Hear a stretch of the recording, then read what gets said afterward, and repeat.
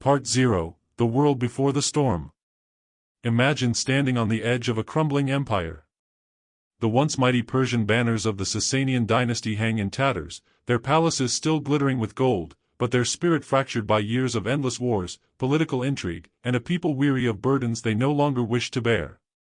To the west, the Byzantine Empire, battered yet unbroken, struggled to hold together the fragile remnants of a world it had ruled for centuries.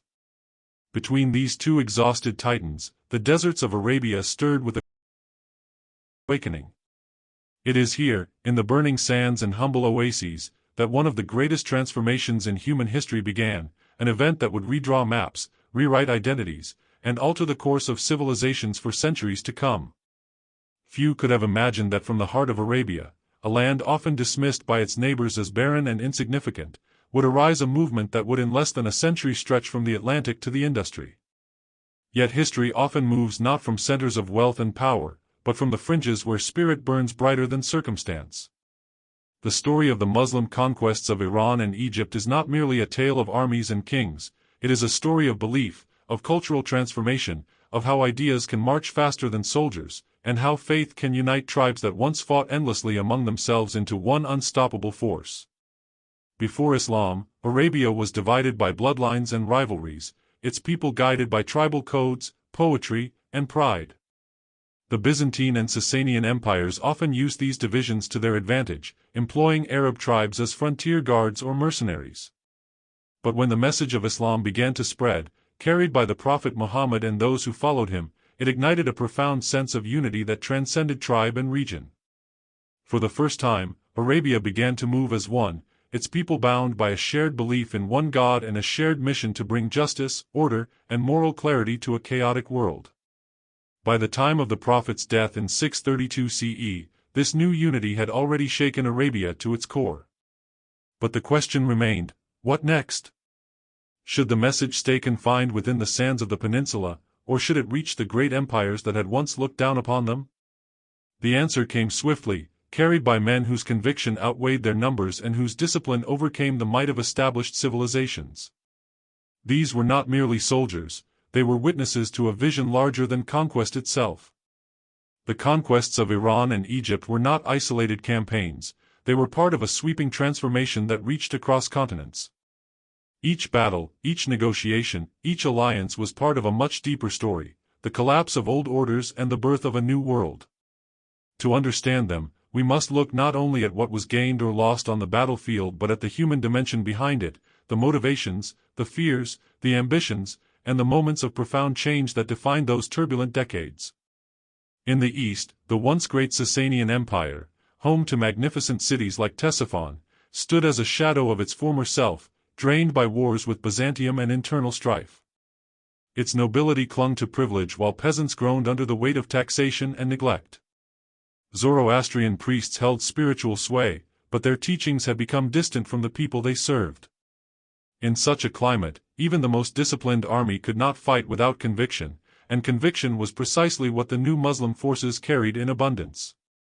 In the West, Egypt, long the jewel of the Byzantine crown, was ruled by foreign governors and divided by theological disputes.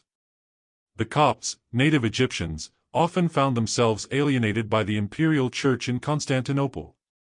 When the Muslim armies eventually arrived, they did not always meet resistance born of loyalty. In some places, they found quiet acceptance, even relief, from populations weary of oppressive rule.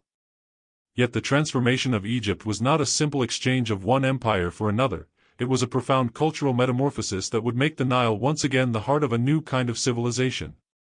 This series, the entire story of the Muslim conquests of Iran and Egypt, is not meant to glorify or vilify. Instead, it seeks to understand. To trace the footsteps of those who walked through deserts, crossed mountains, and entered cities that had stood since antiquity. It is to see how the ideals of faith, unity, and destiny shaped the lives of millions and carved a legacy that still echoes through the lands of Persia and the Nile today. This is a story of strategy and spirituality, of loss and renewal, of civilizations meeting and merging in ways that changed humanity forever. So, as you listen, let the noise of the present fade into the distance. Picture the burning horizon of Arabia, the shimmer of Persian palaces at dusk, the blue of the Nile under the sun. History, like sleep, invites us to travel beyond the surface, to explore what was, to understand what became, and to dream of what could be. This is the beginning of that journey. Welcome to the story of the Muslim conquests of Iran and Egypt.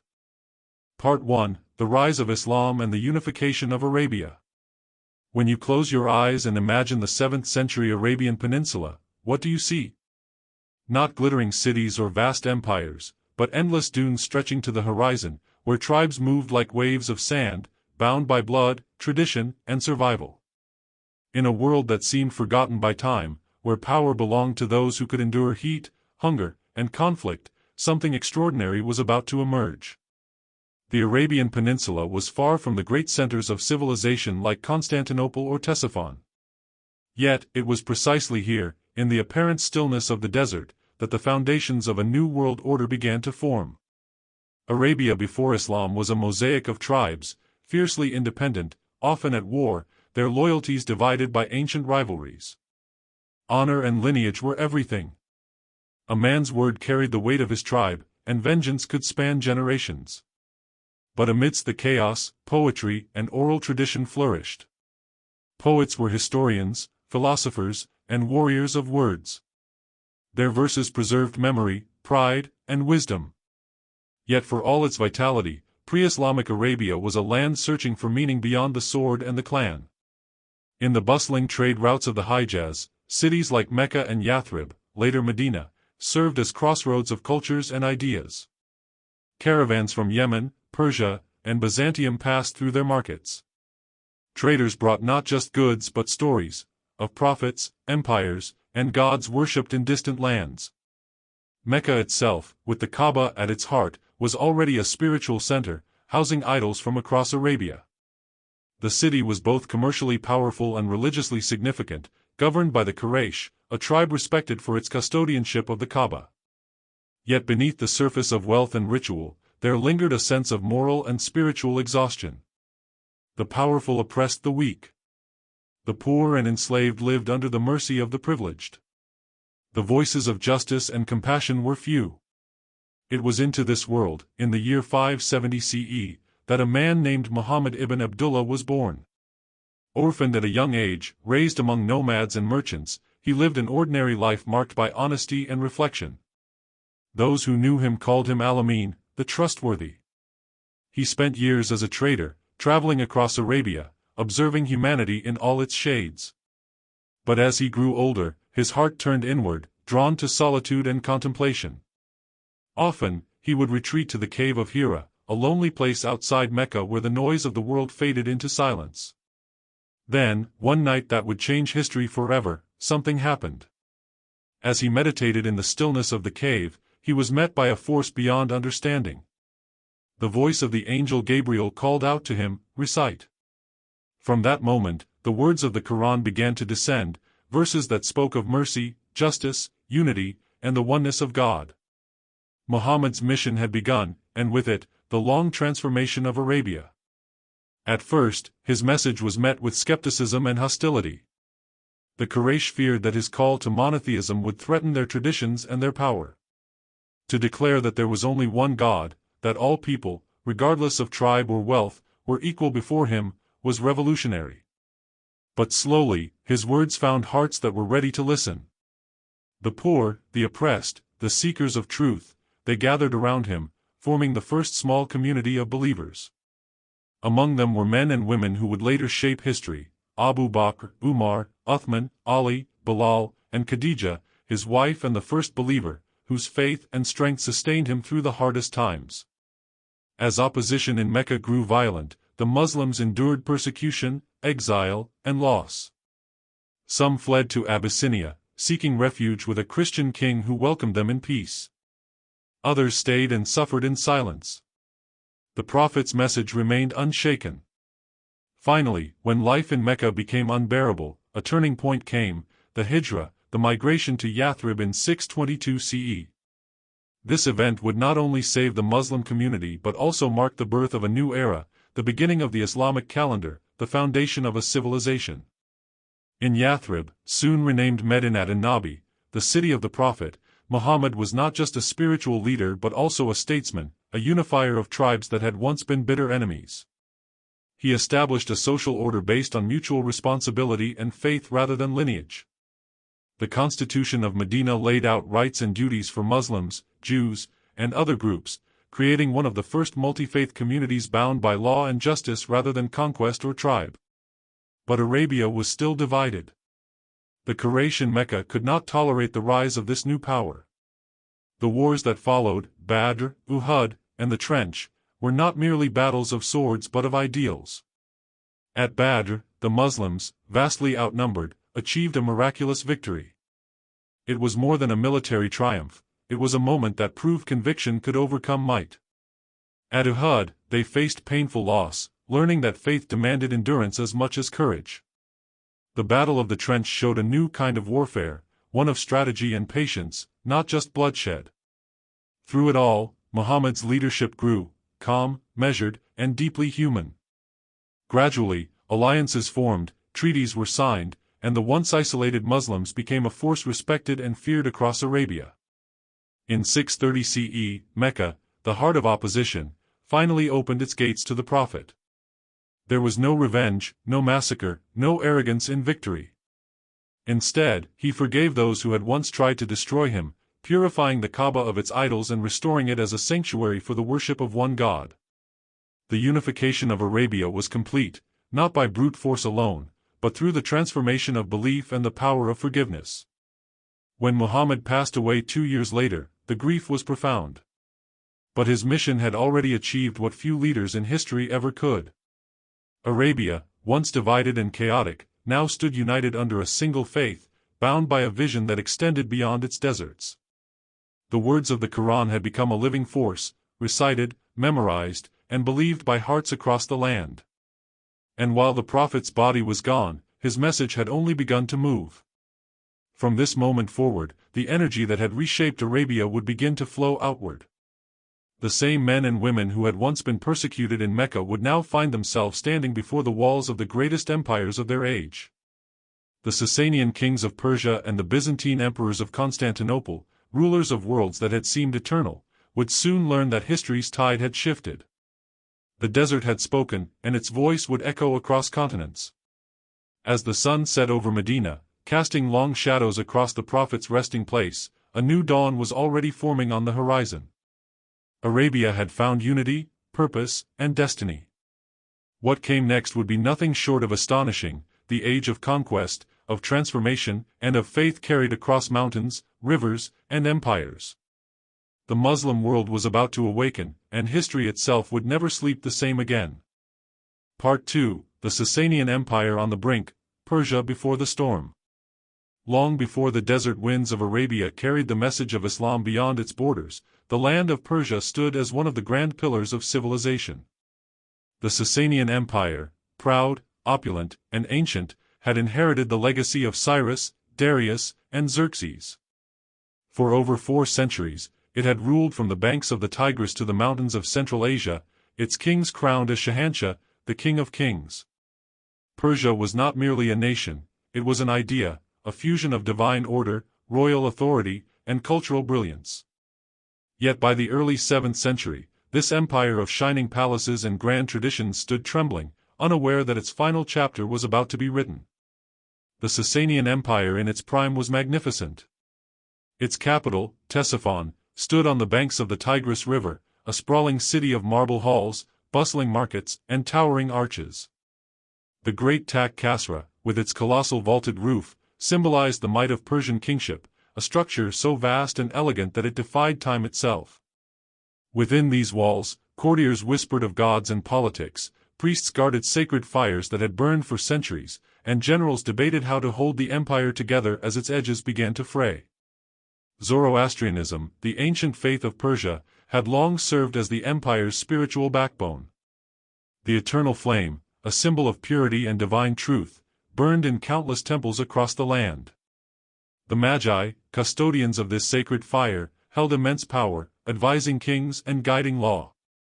But as generations passed, the religion that once inspired unity and moral clarity grew distant from the common people. Ritual replaced reflection, hierarchy replaced humility. The peasants, burdened by heavy taxes and corruption, found little solace in ceremonies performed in glittering temples far from their suffering.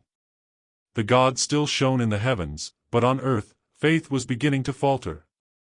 The Persian court, meanwhile, had become a theater of ambition and intrigue.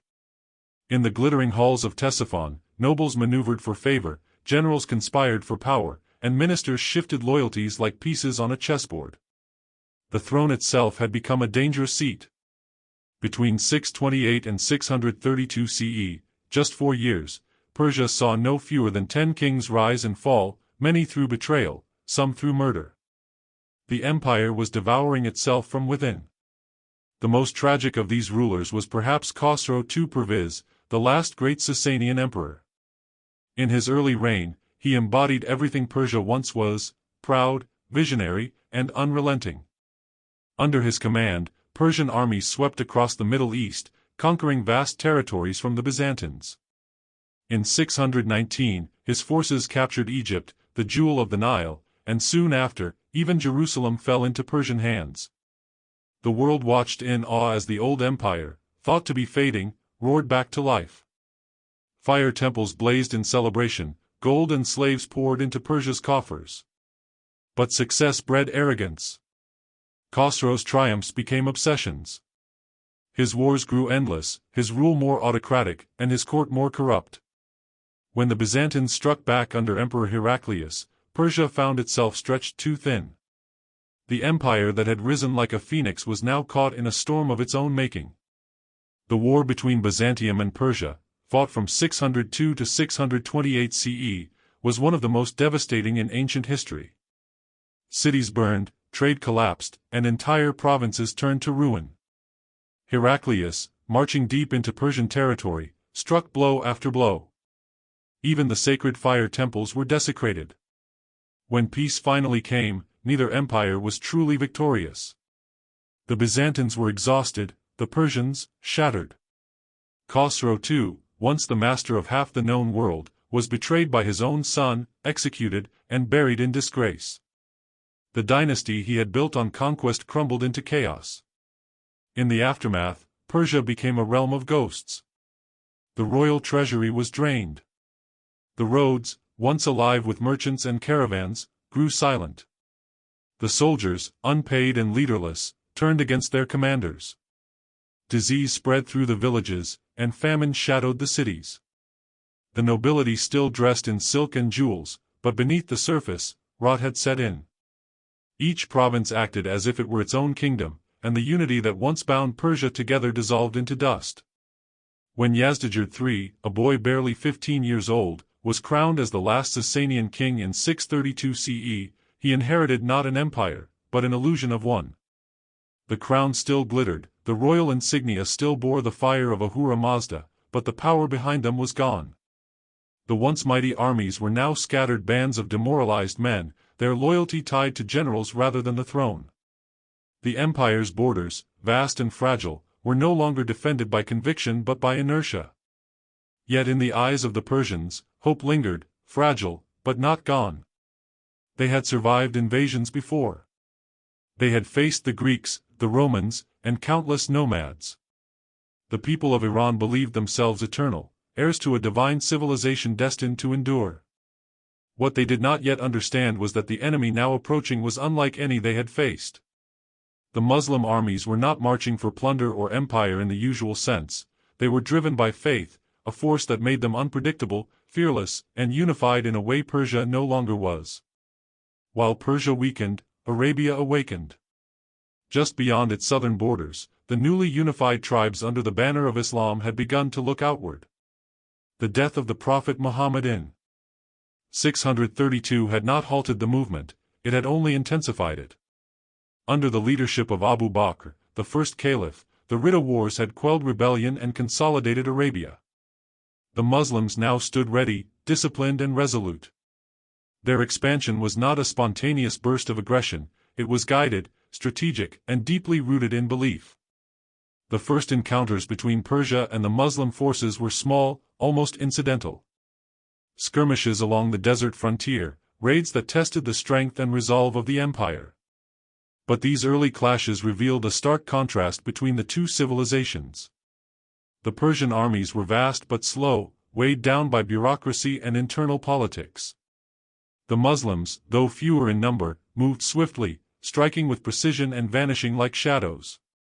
Their discipline came not from hierarchy but from conviction, a unity of heart and purpose that could not be bought or broken.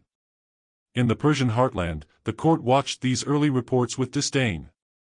To them, the Arabs were little more than desert bandits, rough, uneducated, and no match for Persian steel. They had seen such tribes come and go before. The empire had always endured. But this time, endurance would not be enough. The Sassanian Empire, already wounded by decades of war and betrayal, was standing on the edge of collapse. The storm gathering in the south would soon break over them with a force that even the fire temples could not foresee. For now, though, Persia still shone in the twilight of its greatness. The domes of Ctesiphon still caught the light of the setting sun, and the fires of Ahura Mazda still burned bright. But beneath that glow, the empire trembled.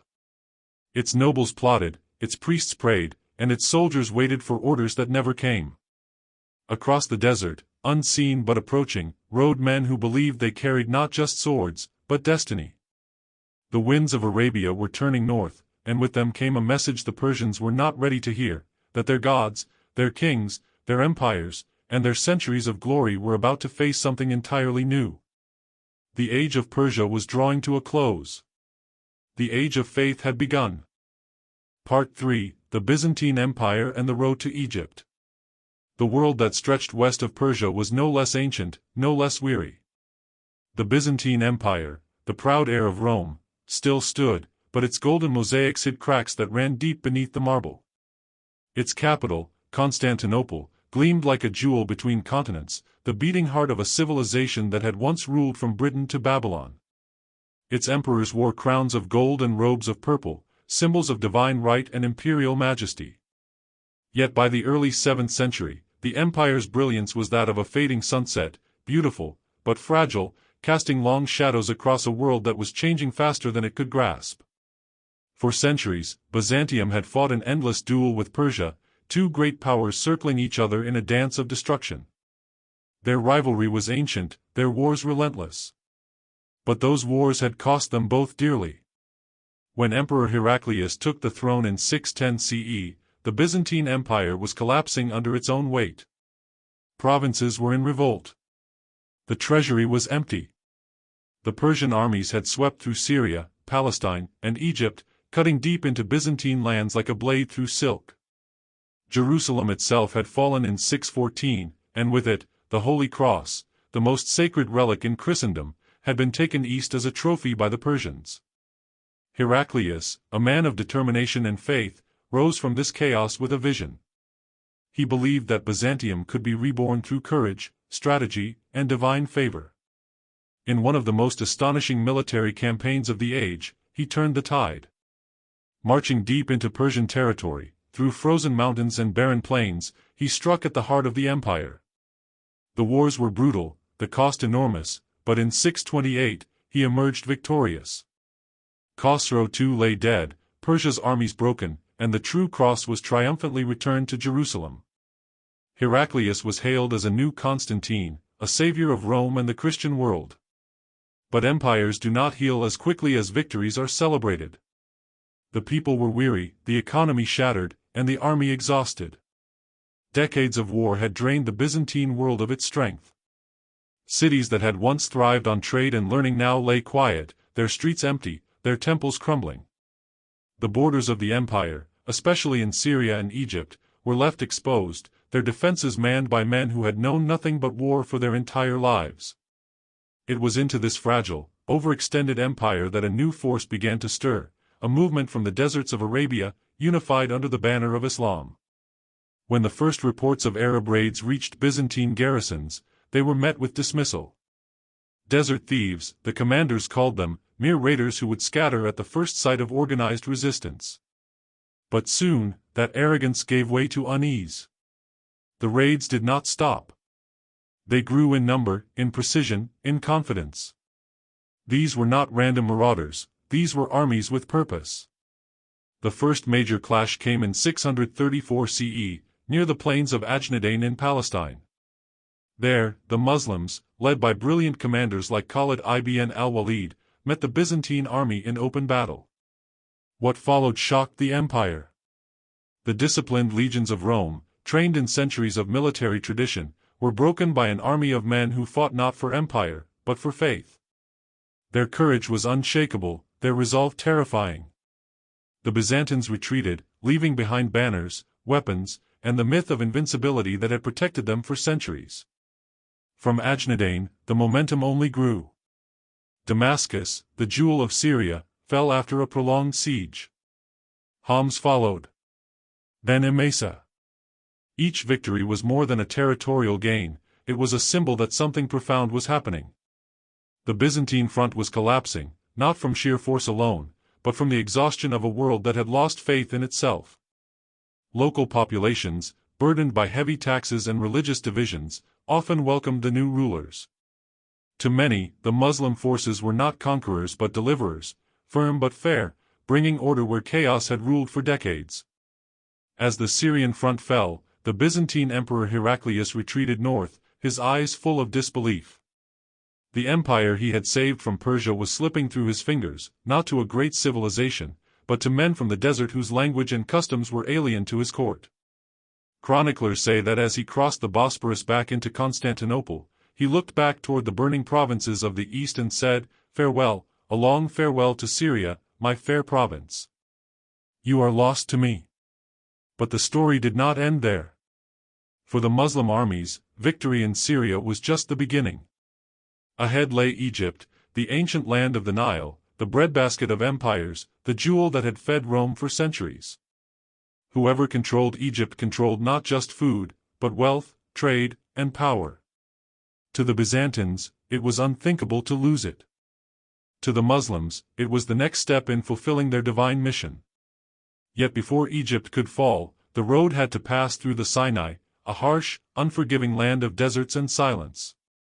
The Muslim commanders knew that taking Egypt meant facing not just geography, but the full might of the Byzantine administration that still lingered there, led by the governor Cyrus of Alexandria, a man as political as he was devout. Egypt was heavily fortified, its cities defended by Roman legions and its people still deeply Christian, though divided between the Orthodox and Coptic faiths.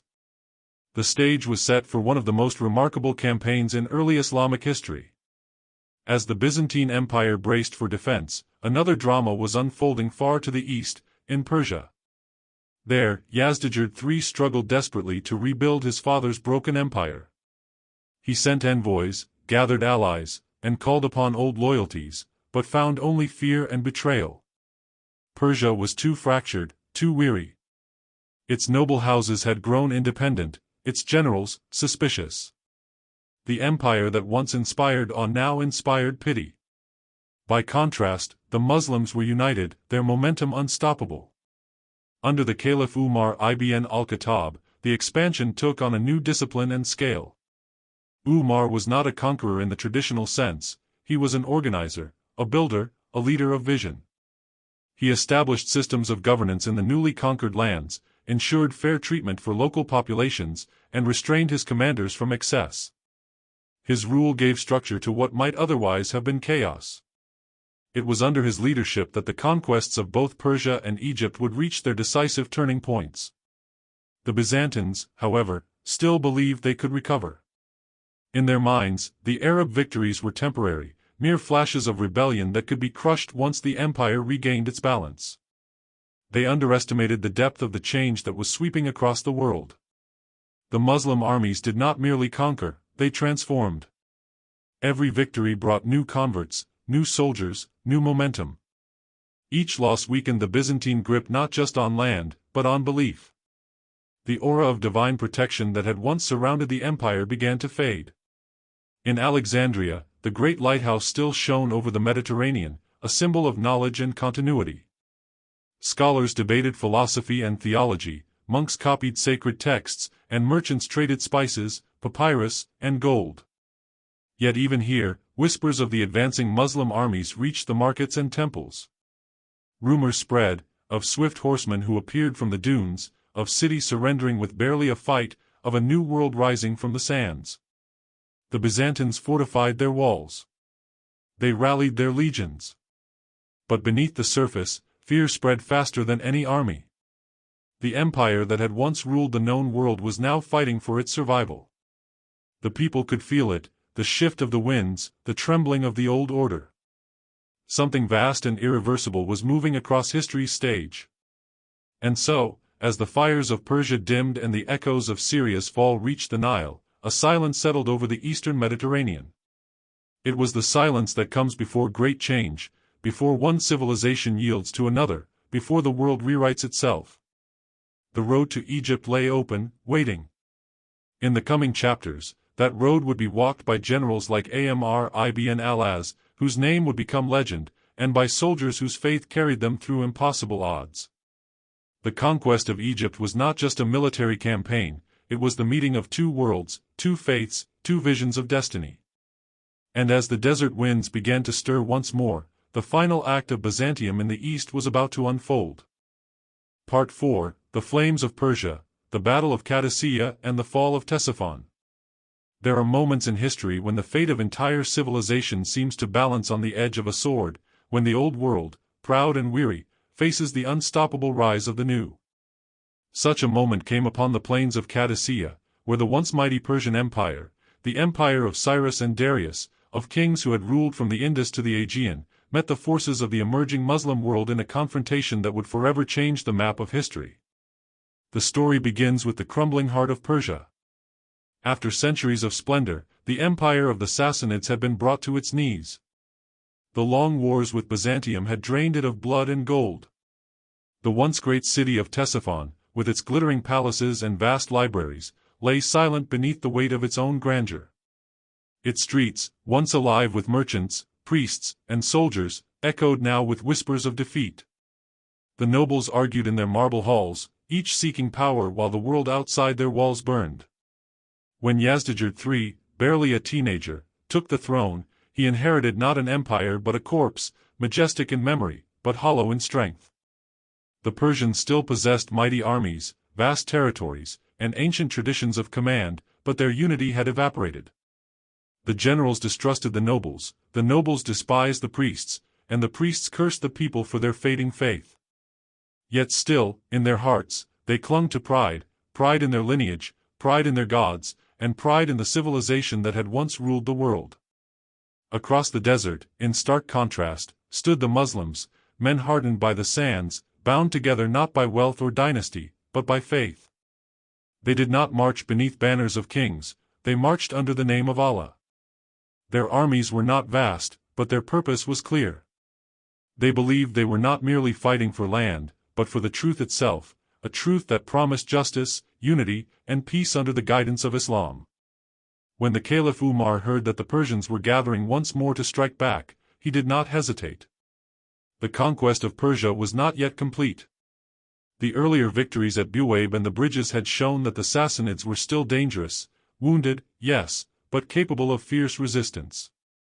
So Umar turned to one of his most trusted commanders, Sa'd ibn Abi Waqqas, a man known for his courage, his patience, and his unwavering faith. Sa'd gathered his army and marched eastward, toward the plains of Iraq. The land they entered was rich with rivers and palm groves, dotted with villages that had seen empires rise and fall. The Persians knew this terrain well, it was the cradle of Mesopotamia, their ancestral heartland. Here, every road, every canal, every wind that blew carried the scent of history. And it was here that they chose to make their stand. The Persian army that awaited Sa'd was formidable, tens of thousands strong, equipped with war elephants, heavy cavalry, and armored infantry. At its head stood Rostam Farrakhzad, the empire's greatest general. He was a man of both intellect and pride, a veteran of countless campaigns, who still believed that the ancient gods and the fire of Ahura Mazda would not abandon Persia to men from the desert. His armor was gilded, his banners majestic, and his confidence absolute. As the two forces drew near each other, the tension was palpable. For days, envoys passed between the camps. The Muslims offered peace, on one condition, that Persia embrace Islam and recognize the oneness of God. Rostam, proud and unyielding, refused. he saw the Muslims as mere tribesmen, unworthy of the Persian crown. "If your God has sent you," he reportedly said, "then let him save you from the blades of my soldiers." But beneath his pride, doubt had begun to whisper. Rostam had heard of the fall of Damascus, of the collapse of Byzantine armies that once seemed immortal.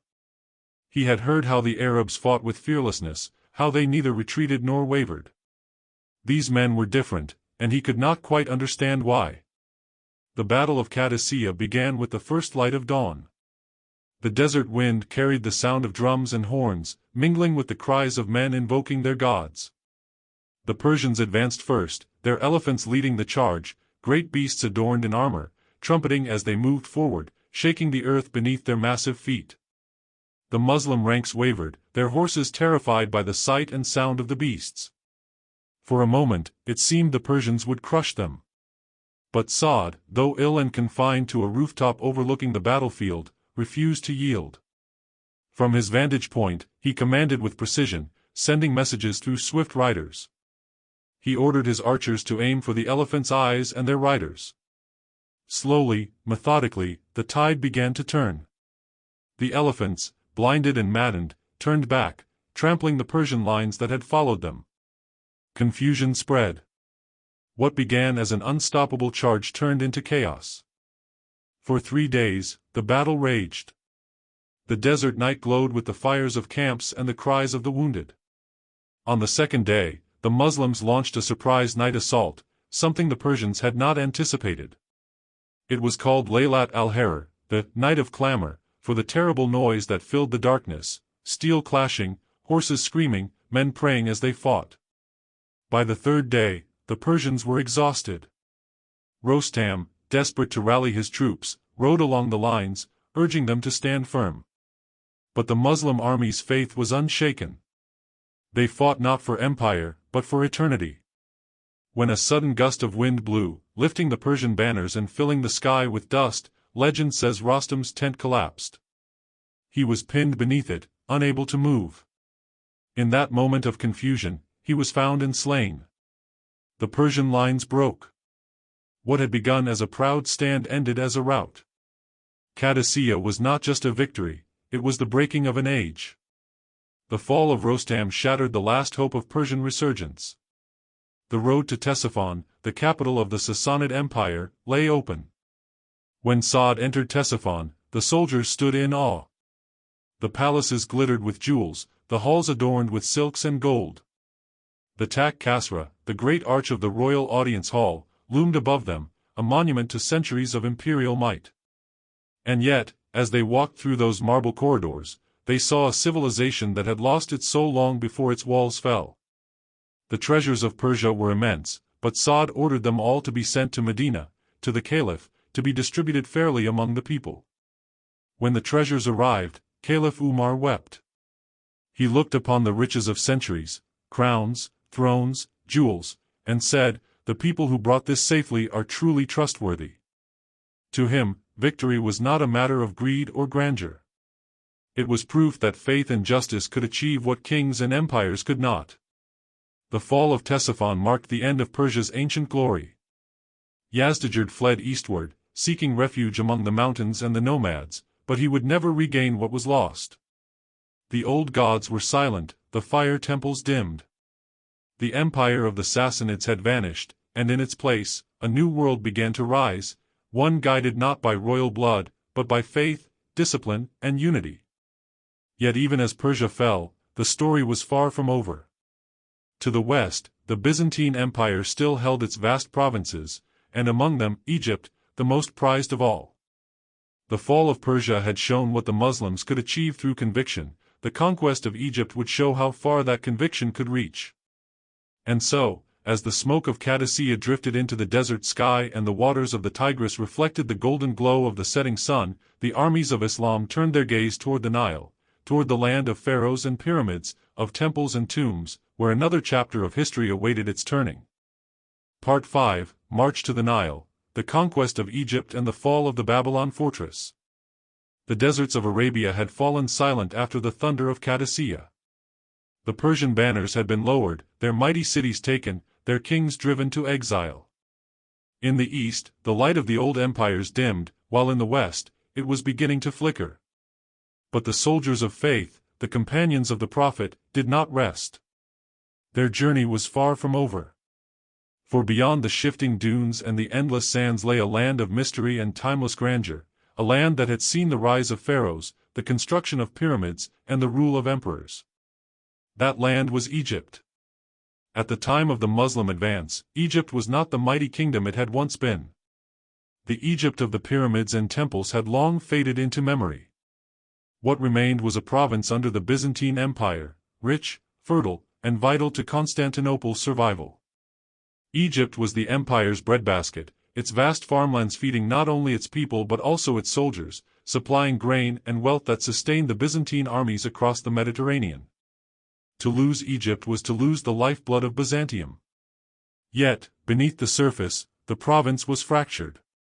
The Coptic Christians, the native Egyptians, lived under heavy Byzantine taxation and religious oppression. The imperial governors in Alexandria and Fustat cared more for their allegiance to Constantinople than for the suffering of their people. The Byzantine elite followed the imperial church, enforcing doctrines that many Egyptians rejected. This tension brewed quietly for decades, a wound festering beneath the calm surface of Egypt's fields and cities. It was into this world that Amr ibn al-As, one of the Prophet Muhammad's most brilliant companions and generals, set his sights. Known for his sharp intellect, calm composure, and deep understanding of diplomacy as well as warfare, Amr had already distinguished himself in campaigns across the Levant. He saw Egypt not merely as another conquest, but as the key to securing the western flank of the Islamic State, and to cutting off Byzantine influence from the Red Sea and North Africa. When Amr proposed the campaign, Caliph Umar ibn al-Khattab hesitated. The Persian Empire had just fallen, but its full integration into the caliphate was not yet complete. Resources were stretched, soldiers weary. Egypt was vast, its fortresses strong, and its defenders formidable. Yet Amr was insistent. He understood Egypt's value and the discontent brewing within. With patience and persuasion, he convinced Umar to allow him a small force, no more than 4,000 men, with the understanding that if he had not crossed into Egypt by the time Umar recalled him, he must return at once. But fate, as always, had its own plan. When Amr received the recall letter, he and his men had already entered Egyptian territory. With that single step, the sands of time shifted, and the course of Egyptian history changed forever. Their journey began across the Sinai, harsh, silent, and unforgiving. The men moved with discipline, their spirits firm despite the burning sun and scarce water. They carried little but faith, their swords, and the certainty that their mission was righteous. They reached the frontier outpost of Arish, where the Byzantine garrison offered little resistance. The next challenge lay ahead, Pelusium, the key of Egypt, a fortress guarding the entrance to the Nile Delta. The siege of Pelusium was swift and strategic. The Muslims surrounded the fortress, cutting off supplies, and launched repeated attacks at dawn and dusk, exploiting the enemy's fatigue. Within a few days, the defenders surrendered, their gates thrown open. The road to the Nile was now clear. As Amr advanced, the Egyptian landscape unfolded before them like a dream, palm trees lining the riverbanks, green fields stretching endlessly, and ancient temples standing as ghosts of an age long gone. To many of the soldiers, born in the deserts of Arabia, this sight was almost surreal. They had never seen a land so fertile, so filled with life. The Nile, vast and calm, shimmered under the sun, winding its way through the heart of this ancient kingdom. Their next great obstacle was Bilbays, a fortified town east of the Nile. There, the Byzantines gathered their first true resistance, a mixed force of imperial troops and local militias. The siege dragged on for nearly a month. The defenders fought fiercely, knowing that if Bilbays fell, the road to Memphis and the heart of Egypt would be exposed. But faith and endurance proved stronger. When Bilbays finally fell, it sent a message echoing throughout the province: the Muslims were not invaders passing through, they were a force of destiny. By now, word of the invasion had reached the Byzantine governor of Egypt, Cyrus of Alexandria, known to the Arabs as Makakis. He was a man torn between duty to the empire and the growing realization that Constantinople's power was slipping. With the empire still reeling from defeats in Syria, he knew no reinforcements were coming soon. Yet he could not surrender lightly. Egypt was the empire's jewel, and to lose it would mean disgrace. Amr pressed forward to Mdain, near present-day Cairo, where he encountered the strongest Byzantine resistance yet, the fortress of Babylon, an ancient Roman bastion towering beside the Nile. Its thick walls of stone and brick had withstood sieges for centuries. To take it would require not only courage but relentless patience. The siege of Babylon fortress became one of the most intense and enduring campaigns of the entire conquest. For months, the two sides clashed. The Byzantines, protected by their walls and fortified towers, launched repeated sallies, hoping to push the Muslims back. But Amr's forces dug in, building trenches and shelters, cutting supply lines, and using the terrain to their advantage. It was during this long siege that Umar, realizing the gravity of the task, sent reinforcements led by al-Zubair ibn al-Awwam, one of the Prophet's earliest companions and a veteran warrior of immense reputation. His arrival lifted morale and brought new energy to the campaign. Together, the two commanders planned a daring night assault. Under the cover of darkness, al-Zubair scaled the walls of the fortress with a select group of men, moving silently across ropes and ladders. When dawn broke, the defenders were stunned to find the Muslims already inside their gates. Panic spread, and the fortress, once deemed impenetrable, finally fell. The fall of Babylon was more than a military victory, it was symbolic. It marked the collapse of Byzantine power in the heart of Egypt and opened the way to the capital, Alexandria. The Copts, weary of Byzantine rule, began to see the Muslims not as conquerors but as liberators. They found in them a discipline and fairness absent from the imperial officials. The Muslim commanders respected local customs, protected churches, and assured the people that their faith and property would be secure under Islamic governance. As Amr established his camp near the fortress, he chose a site that would soon become legendary, Fustat, the first Muslim capital of Egypt. What began as a cluster of tents would, in time, grow into the great city of Cairo. From the walls of Babylon, the Muslims could see the distant shimmer of the Mediterranean, and beyond it, Alexandria, the city of learning and light, the last Byzantine stronghold in Egypt. Its walls were tall, its defenses strong, but the fate of Egypt had already been sealed. The story of Alexandria, its siege, its surrender, and the final bow of the Byzantine eagle in the land of the Nile, would come next. But for now, Egypt was awakening. Its people began to realize that the world was changing once again, that the old empires of Rome and Persia were fading into memory, and a new civilization, one born in the sands of Arabia, was rising with promise, order, and faith. And as the Nile flowed silently through the fields that had seen countless dynasties rise and fall, it carried with it the whispers of a new era, one that would soon touch every corner of the ancient world. Part 6: The Fall of the Sassanian Empire, From Empire to Ashes. The story of the Muslim conquest of Persia now moves into one of its most dramatic and fateful chapters, the final collapse of the once mighty Sassanian Empire. By this point in history, the empire that had stood for over 4 centuries, guarding the eastern flank of the ancient world, was reduced to a shadow of its former self. What had once been a vast, disciplined, and sophisticated civilization was now plagued by internal disunity, betrayal, and despair. The great cities that once echoed with royal processions and the clatter of Persian horsemen were now silent, their walls scarred by war, their treasuries empty, and their nobles scattered. Yet even in its final days, the Sassanian Empire did not fall quietly. It resisted, fiercely and tragically, as if trying to preserve a flicker of the old imperial glory before being swallowed by the tide of history. In 642 CE, the Battle of Nahavand would become the defining moment that sealed the fate of Persia. The Muslim forces, led by Nu'man ibn Muqarrin, faced a vast Persian army assembled under the command of the experienced General Firozan. The battle has been remembered in Islamic chronicles as Fath al-Futuh, the victory of victories, for it marked the irreversible end of organized Sassanian resistance. The Persians, seeking to reclaim lost honor after defeats at Qadisiyah and Jalila, gathered perhaps their last great force. They hoped to strike a decisive blow that would drive the Arab armies back into the deserts. Yet what unfolded was a testament to strategy, discipline, and fate. The Muslim army, though smaller, was highly mobile, unified, and inspired by faith. Newman understood that the Persians, relying on heavy infantry and armored cavalry, needed open ground. He devised a plan to feign retreat, luring the Persians into a narrow valley near Nahavand. The Persians took the bait.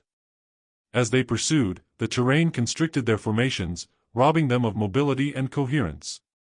In that moment, the Muslim cavalry wheeled around, launching a devastating counterattack from all sides.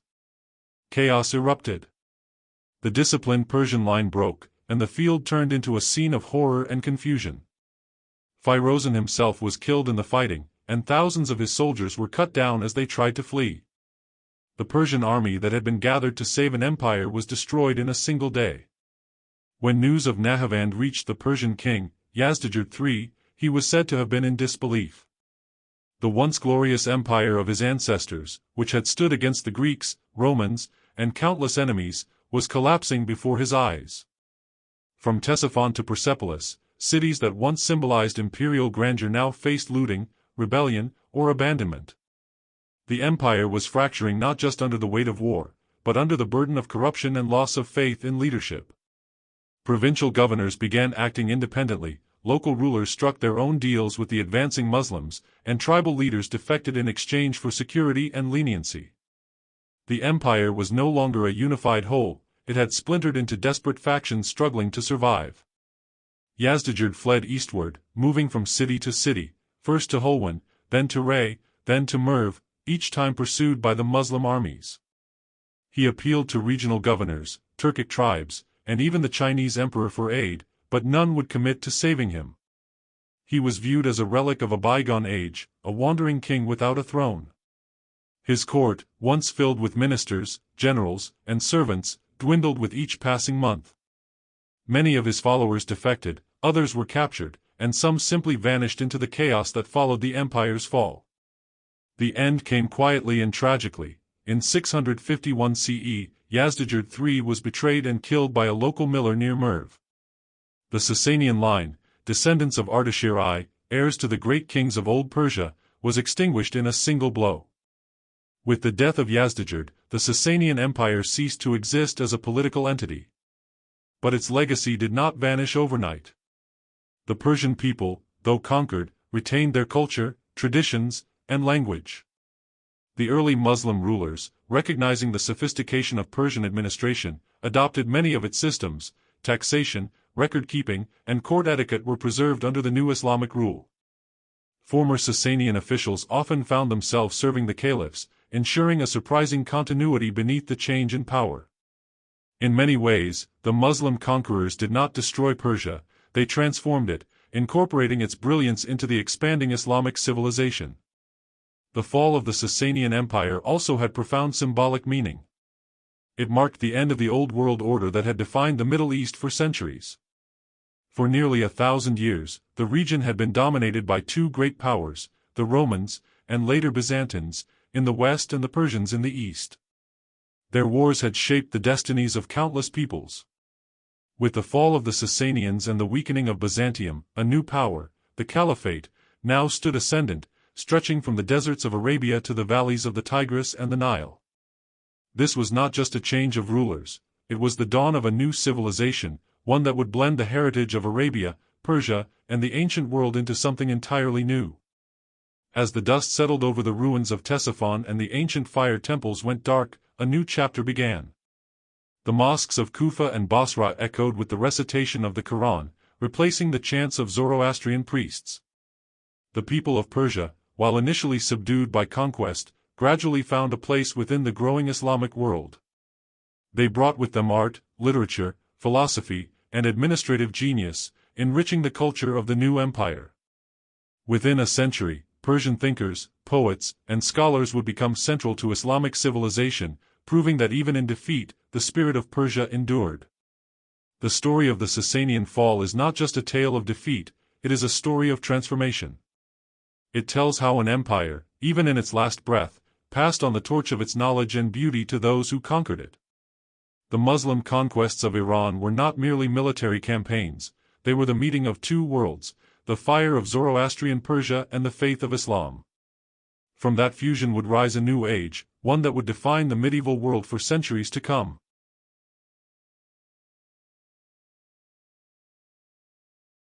Part 7: The Conquest of Egypt, from the desert sands to the Nile's embrace. The story now turns toward the land that for millennia was seen as the cradle of civilization, the eternal Egypt, the jewel of the Nile. By the time the Muslim armies set their eyes upon it, Egypt was not the glorious empire of the pharaohs that had once ruled over kings and deserts. Instead, it was a province of the Byzantine Empire, rich in grain, temples, and culture, but deeply exhausted by war, taxation, and religious division. Yet, even in this wearied state, Egypt remained one of the most coveted lands in the ancient world. Whoever controlled its fertile plains and its lifeline, the Nile, held the key to feeding vast populations across empires. The conquest of Egypt, therefore, was not merely a campaign for land, it was a march into the very heart of antiquity, where old gods had fallen silent, ancient monuments watched from the sand, and a new faith was about to carve its name into history. When the Muslim general Amr ibn al-As proposed the invasion of Egypt to Caliph Umar ibn al-Khattab around 639 CE, the caliph was hesitant. The Muslim armies had already been stretched across vast territories, from Persia's mountains to Syria's plains, and Egypt, with its mighty Byzantine garrisons and complex geography, seemed a formidable challenge. But Amr was a man of both vision and strategy. He knew Egypt's potential, its wealth, its grain, and its strategic importance. He also understood the weakness of its Byzantine rulers, who were alienated from the local Coptic population and struggling to maintain control after decades of war with the Persians.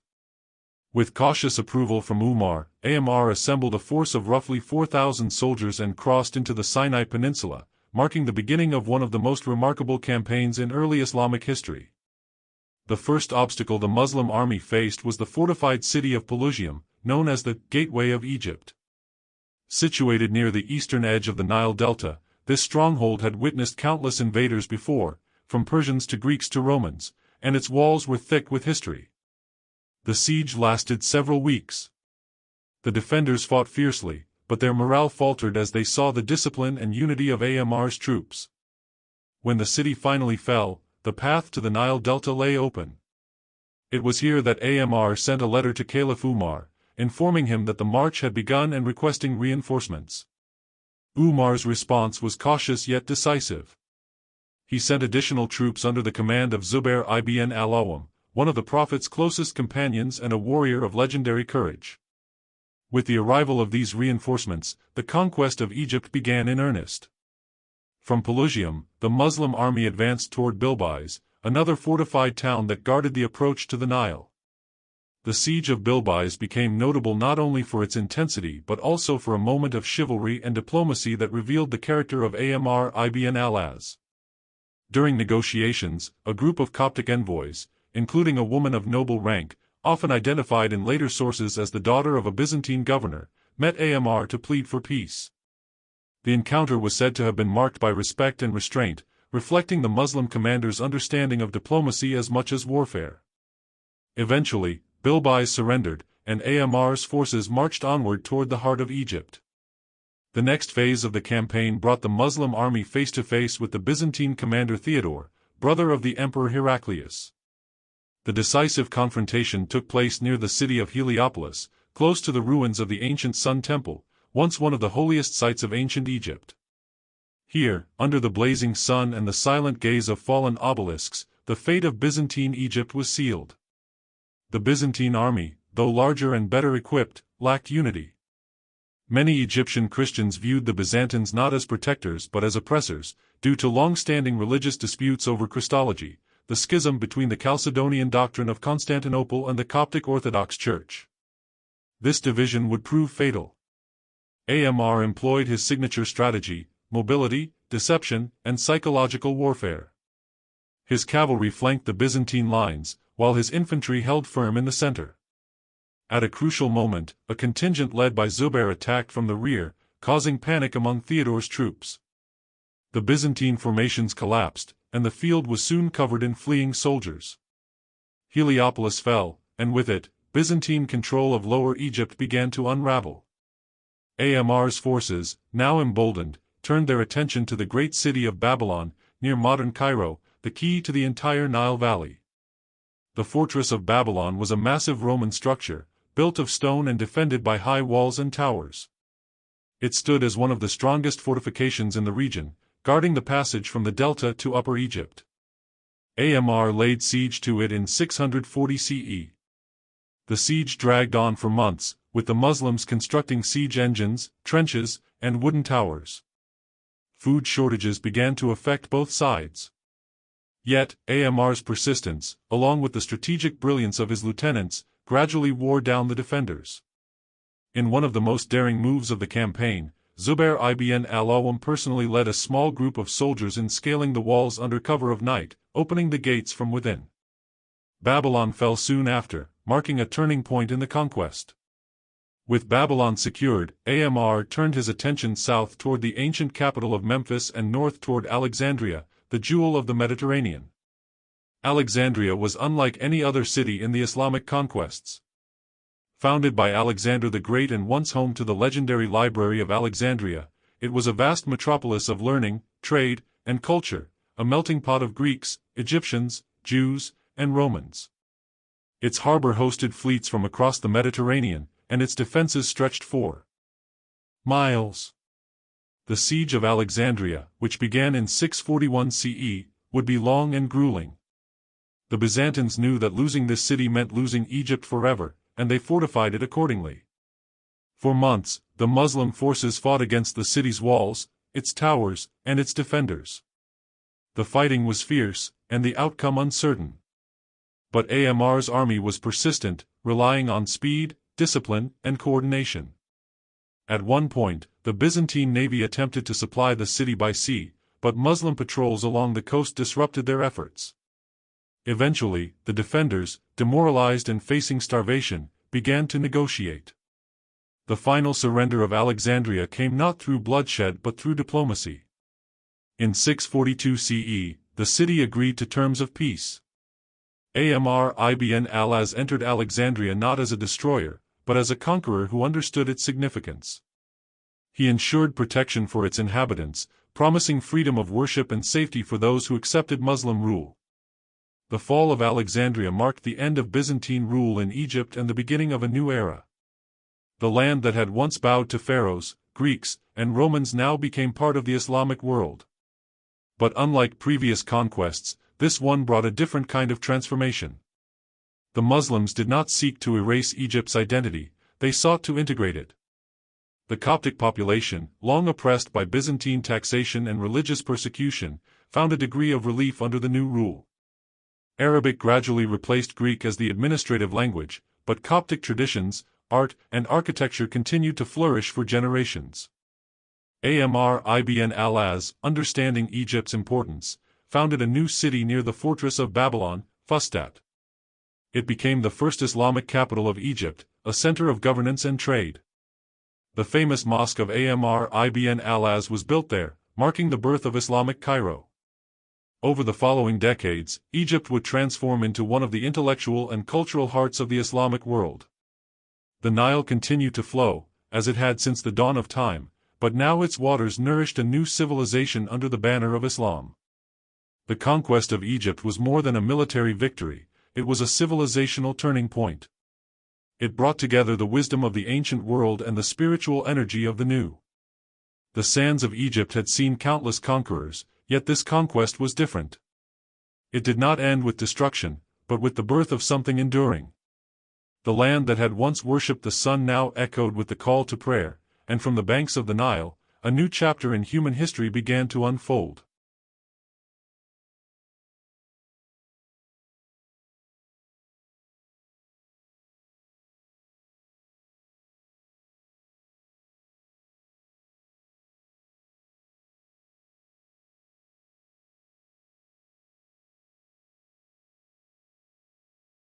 Part 8, The Aftermath and Integration, Egypt under Early Islamic Rule. The conquest of Egypt was not simply a matter of swords and sieges, it was the beginning of a remarkable transformation that would echo through the centuries. As Amr ibn al-As entered Alexandria in 642 CE, the city's great gates opened not to another transient conqueror, but to a new chapter in its ancient story. Egypt had witnessed the rise and fall of countless empires, the pharaohs, Persians, Greeks, and Romans, but the arrival of Islam would bring a different kind of rule, one that combined military discipline with a vision of unity, justice, and faith. What followed was not just the occupation of a land, but the weaving of Egypt's rich and layered heritage into the growing tapestry of the Islamic world. In the immediate aftermath of the conquest, Amr ibn al-As faced an enormous challenge. Egypt was vast, with its population spread along the winding banks of the Nile, from the delta in the north to Nubia in the south. Its people were divided: Greeks, Copts, Jews, and Arabs, each with their own languages, faiths, and customs. The Byzantine Empire had ruled through an elaborate bureaucracy, often harsh and exploitative, squeezing the peasantry through crushing taxes and enforcing religious conformity. The Muslim administration, in contrast, had to balance military control with leniency, ensuring that this new province could be governed effectively without rebellion. Amr understood the delicate nature of this task. His leadership was marked by pragmatism, tolerance, and an awareness of Egypt's immense economic value. One of his first acts was to establish Fustat, a new administrative capital built near the old fortress of Babylon. Unlike Alexandria, which faced the Mediterranean and symbolized Greek and Roman influence, Fustat was strategically located inland, closer to Arabia and the heartlands of the Caliphate. It represented a new beginning, a city that was neither pagan nor Byzantine, but unmistakably Islamic. The city began modestly, its skyline marked by tents and palm branch houses, but soon it would grow into one of the greatest cities of the medieval world. At the center of Fustat stood the Mosque of Amr ibn al-As, the first mosque in Africa. Built with simplicity and humility, it served not just as a place of prayer, but as the beating heart of the new community. Around it, markets thrived, courts convened, and schools began to emerge. The mosque became a symbol of stability, reminding the people that this conquest was not about plunder or domination, but about establishing a new moral and political order. The transition from Byzantine to Muslim rule was remarkably smooth compared to other conquests in history. Amr ensured that the local Coptic population, the native Egyptians who had long suffered under Byzantine religious persecution, were treated with fairness. The Byzantines had imposed the Chalcedonian Creed upon the Copts, branding their beliefs heretical. Under Muslim rule, the Copts were granted freedom to practice their faith in exchange for a modest tax, known as jizya. This tax was not a mark of humiliation but a recognition of their status as dhimmis, protected people under Islamic governance. In return, they were exempted from military service and enjoyed security for their lives, property, and churches. This new arrangement won the trust of many Egyptians. Instead of viewing the Muslims as foreign invaders, they began to see them as liberators from Byzantine oppression. In many cases, Coptic officials continued to serve in the administration, their knowledge of accounting and taxation indispensable to the new rulers. Arabic gradually began to replace Greek as the language of governance, but the transition was slow and respectful. It would take more than a century for Arabic to fully dominate, allowing generations of Copts to adapt at their own pace. Economically, the Muslim rulers revitalized Egypt. The Nile Valley, with its fertile soil and annual floods, had always been the breadbasket of empires. Under Byzantine rule, mismanagement and overtaxation had led to decline. Amr reorganized the land tax system, ensuring that farmers retained enough produce to sustain themselves while contributing fairly to the state treasury. The grains of Egypt once again flowed north, to Medina, Damascus, and beyond, feeding the growing Islamic world.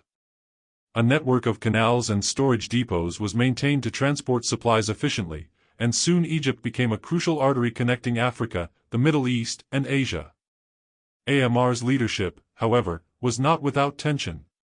Caliph Umar ibn al-Khattab kept a close watch on his generals, wary of the dangers of unchecked power. Amr, a seasoned politician, navigated these tensions with diplomacy, though at times he found himself replaced and reinstated depending on the caliph's policies. Despite these challenges, his name would forever be remembered as the founder of Muslim Egypt, a man whose wisdom and restraint ensured that the land of the Nile entered the Islamic fold with minimal bloodshed and lasting stability. Beyond the politics and administration, the Islamic presence in Egypt began to shape its cultural and spiritual identity. The Quranic call to knowledge resonated deeply with a people whose ancestors had built pyramids, temples, and universities. Scholars, poets, and jurists began to emerge, blending the intellectual traditions of the Greeks and the Copts with the new Islamic worldview. Over time, Egypt would become one of the leading centers of learning in the Islamic world, a beacon of theology, philosophy, and science. Yet, the first years after the conquest were not without hardship. The Byzantine navy continued to pose a threat, launching raids along the Mediterranean coast. Alexandria, though conquered, remained restless. At one point, Byzantine forces briefly retook the city, forcing Amr to mount a swift counterattack to reclaim it. In the aftermath, Amr fortified the city but shifted the administrative focus permanently to Fustat, ensuring that Egypt's future would face eastward, toward the Islamic heartlands, rather than northward toward the old Mediterranean world. Caliph Umar, ever mindful of justice, issued clear instructions on how conquered lands should be treated. He forbade the seizure of property without cause, ensured fair taxation, and emphasized that the purpose of conquest was not oppression but the spreading of justice and peace. These principles became the foundation of governance in Egypt. Even non-Muslims could appeal to Islamic courts, and their grievances were often addressed with impartiality. Stories of Muslim judges ruling in favor of Copts against Arab officials became legendary, reinforcing the idea that Islam stood for fairness, not favoritism. As the years passed, the integration of Egypt into the Islamic world deepened. Arabic words entered the local dialect, Islamic architecture began to blend with Coptic and Hellenistic styles, and the rhythm of daily life adjusted to the call of the muezzin. The annual flooding of the Nile, once celebrated with ancient pagan rituals, was now marked by prayers of gratitude to God. Yet, beneath the surface, Egypt remained Egypt, a land of dualities, where old and new coexisted, where the spirit of the pharaohs whispered beneath the minarets. By the time of Caliph Uthman's reign, Egypt had become one of the richest provinces in the caliphate. Its revenues supported armies, funded public works, and strengthened the Muslim presence across North Africa. Caravans from the Maghreb and Sudan began arriving in Fustat, trading gold, ivory, and slaves. Ships from Yemen and the Levant brought spices, silk, and manuscripts. Egypt stood once again at the crossroads of the world, not as a conquered land, but as a vital pillar of a new civilization that stretched from the Atlantic to the Indus. And yet, within the harmony of this new order, seeds of future tension were quietly taking root. The wealth of Egypt, the diversity of its population, and the ambitions of its governors would, in time, give rise to political rivalries that tested the unity of the early caliphate. But in these first decades, under the leadership of Amr ibn al-As and the guidance of Caliph Umar, Egypt became a model of what Islamic rule could achieve: justice without tyranny, prosperity without corruption, and faith without compulsion. The Nile, which had witnessed the glory of Ramses and the wisdom of Ptolemy, now flowed beneath a new symbol, the crescent, and carried with it the hopes of a civilization that sought to unify the world under one God. Egypt's soul, ancient and eternal, embraced this new destiny with quiet grace. And in that embrace, the Islamic world gained not just a province, but a heart. Part 9, The Expansion Westward, the March toward North Africa. When the dust of conquest settled over Egypt and the crescent banner fluttered over Fustat, the Islamic world stood at the threshold of a new horizon.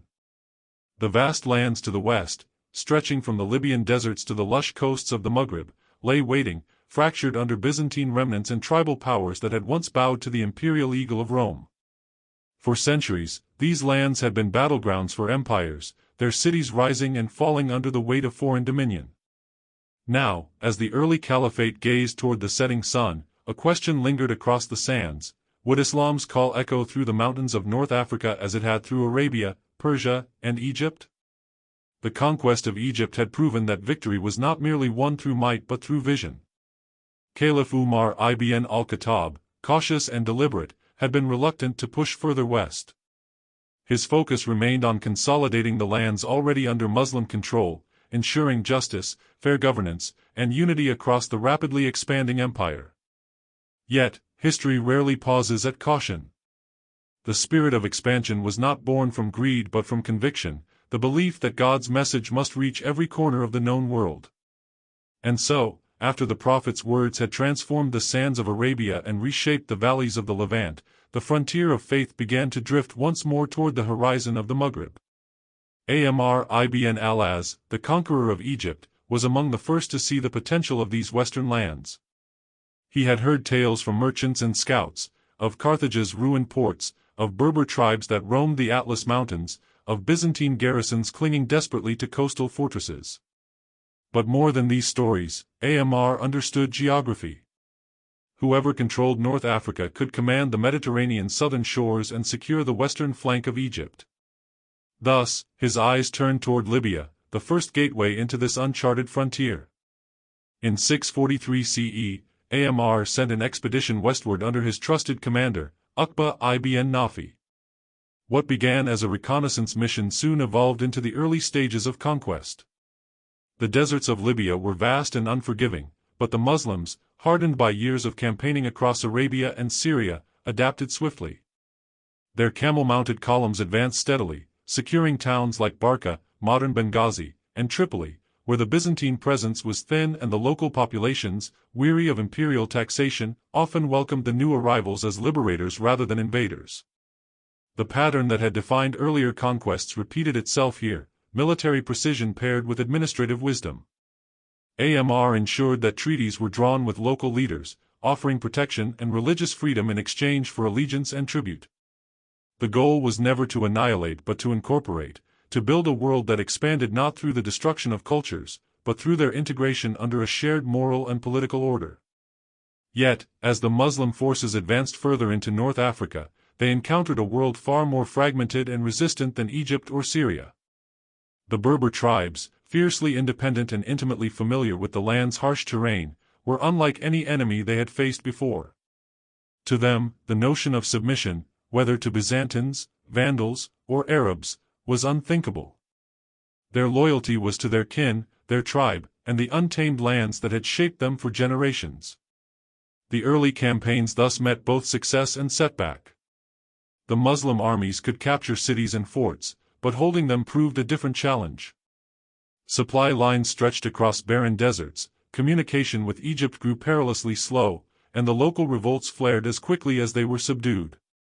Yet the determination of Uqba ibn Nafi and his men never wavered. They saw themselves as pioneers of faith, blazing a trail into lands that would one day become integral to the Islamic world. The turning point came under the caliphate of Uthman ibn Affan, when Uqba returned to the field with renewed vigor and a larger force. He founded the city of Kairwa in 670 CE, deep in the heart of modern-day Tunisia. This was not just a military base, it was a declaration of permanence. Kairwa became the first Islamic city in North Africa, built far from the vulnerable coastline to avoid Byzantine naval attacks. Its mosque, the Great Mosque of Kairwa, rose as a symbol of faith's endurance amid the wilderness. Around it, houses, markets, and schools emerged, transforming what had once been desolate scrubland into a thriving center of Islamic culture and scholarship. Kairwa would become the staging ground for the future conquest of the Maghreb, a beacon that signaled Islam's irreversible arrival in the region. From its walls, the call to prayer echoed across lands that had once worshipped the gods of Rome and Carthage, proclaiming that a new era had dawned. Still, the road ahead was far from easy. The Berbers resisted with relentless ferocity. Among their leaders was a remarkable woman known in later chronicles as Al-Kahina, the prophetess. She united scattered tribes under a single banner of resistance, rallying her people to defend their ancestral lands against the advancing Muslims. Her story became legend, an echo of the old warrior queens of history, from Zenobia to Boudica. For years, her forces managed to halt the Muslim advance, reclaiming territories and destroying cities to deny resources to the invaders. But history, like the desert wind, eventually shifts direction. The Berber resistance, though valiant, could not withstand the growing strength and unity of the Muslim armies. With each campaign, the message of Islam spread further, not through forced conversion, but through the gradual attraction of a faith that promised justice, equality, and community beyond tribal divisions. Many Berber tribes eventually embraced Islam, drawn by its simplicity and its vision of brotherhood. They found in its creed not the foreign rule of Byzantium, but a spiritual kinship that transcended borders. By the late 7th century, Muslim control extended from Egypt to the Atlantic fringes of Morocco. The Maghreb, once a distant frontier, had become a vital part of the Islamic world. From these new territories would emerge future dynasties, scholars, and warriors who would carry Islam even further, across the Strait of Gibraltar into Spain, shaping the destiny of Europe itself. The conquest of North Africa was more than a military triumph, it was a cultural and spiritual synthesis. Arab and Berber identities began to intertwine, producing a new civilization that blended the traditions of the desert with the wisdom of the mountains. Arabic became the language of governance and scripture, but Berber pride endured in the songs, customs, and spirit of the people. Together, they would form the backbone of Islamic Spain, the land of Al-Andalus, whose golden age would illuminate the world. For now, however, the focus remained on consolidation. The early caliphs understood that rapid expansion, without stability, would invite chaos. Governors were appointed to oversee the Maghreb, taxes were systematized, and the spread of education and Islamic law began to unify the region under a shared sense of purpose. Mosques arose in every major town, serving not only as places of worship but as centers of governance and community life. The transformation was gradual, but unmistakable. A land once divided by tribal rivalries now found itself bound together by faith. The Byzantine Empire, watching helplessly from across the Mediterranean, could do little to reverse its losses. Its once mighty navy had lost control of key ports, its garrisons had been annihilated or absorbed, and its wealth, drawn for centuries from the fertile lands of North Africa, was now gone. The Roman dream of Mare Nostrum, our sea, had died. The Mediterranean was no longer a Roman lake. It now belonged to a new civilization, one that rose not from marble palaces but from the sands of Arabia. The conquest of North Africa marked the completion of one great arc of the early Muslim expansion. From the Indus River in the east to the Atlantic in the west, a vast continuum of lands now shared the call to prayer. This unity, unprecedented in scope, was not without its complexities, yet it laid the groundwork for one of the most extraordinary civilizations in human history. As the sun set over the dunes of the Maghreb, and the first mosques of Kairwa echoed with evening prayers, a sense of destiny lingered in the air. For the men who had crossed deserts, defied empires, and built cities from dust, this was more than conquest, it was legacy. The story of Islam in North Africa was not one of domination, but of transformation, of how faith could take root in even the harshest soil and bloom into a civilization that would one day illuminate the world. Part 10, The Fall of the Sassanian Legacy, Persia's Final Struggle. The winds of change that had swept across Arabia and the Levant now roared into the heart of Persia, shaking the very foundations of one of the most powerful empires the world had ever seen. The Sassanian Empire, once magnificent in its glory, adorned with vast palaces, intricate art, and a legacy of kingship stretching back to the dawn of civilization, stood on the brink of collapse. Its armies were exhausted, its throne haunted by betrayal, and its people crushed under years of endless war. What began as border skirmishes between two great civilizations had now evolved into a full-scale confrontation that would decide the fate of an entire world order. For centuries, the Persians had been a proud people, guardians of ancient traditions, heirs to Cyrus the Great and Darius, defenders of Zoroastrianism, and the eternal rivals of Rome. Yet when Islam emerged from the deserts of Arabia, few among the Persian nobility had taken it seriously.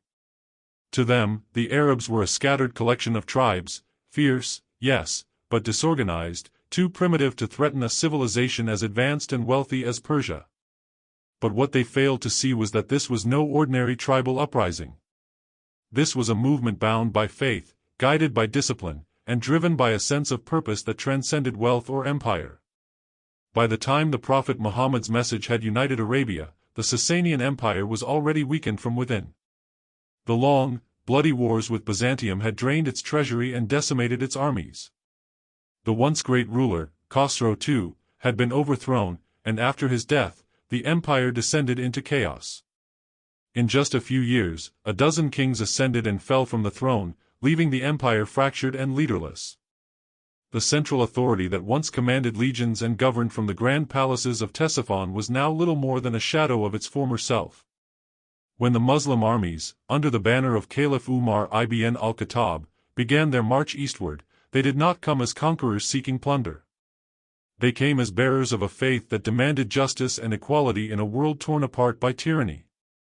Led by generals such as Sa'd ibn Abi Waqqas and Al-Mutanna ibn Harida, their goal was clear: to bring Persia into the growing Islamic world, not merely through war, but through the transformation of hearts and minds. The first major confrontation came at the Battle of Qadisiyah in 636 CE.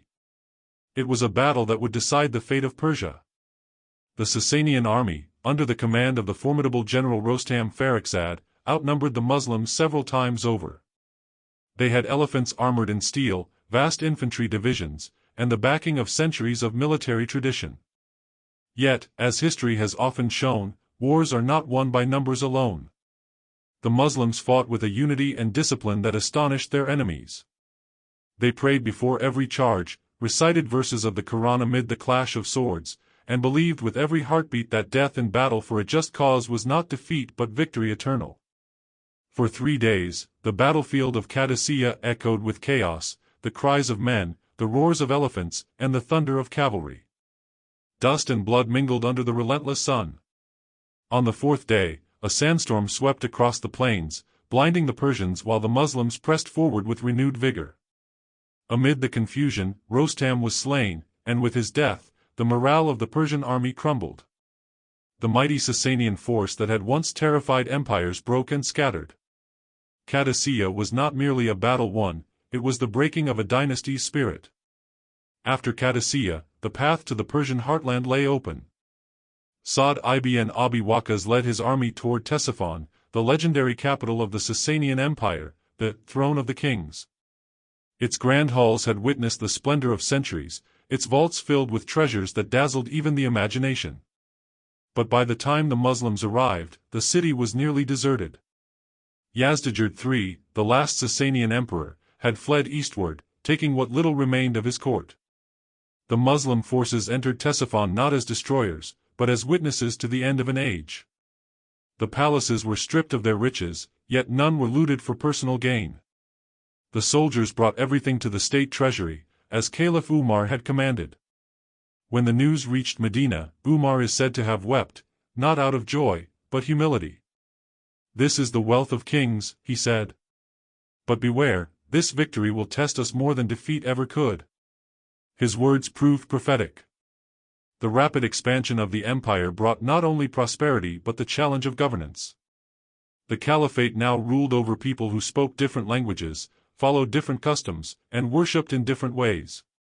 Yet, through careful administration and a spirit of tolerance, the Muslims began to build a system where justice was not reserved for the conquerors but shared by all. Meanwhile, the remnants of the Sassanian court rallied around Yazdijerd III, hoping to reclaim their lost glory. He moved from city to city, first to Holwan, then to Ray, and finally to Merv, seeking allies among local governors and foreign powers.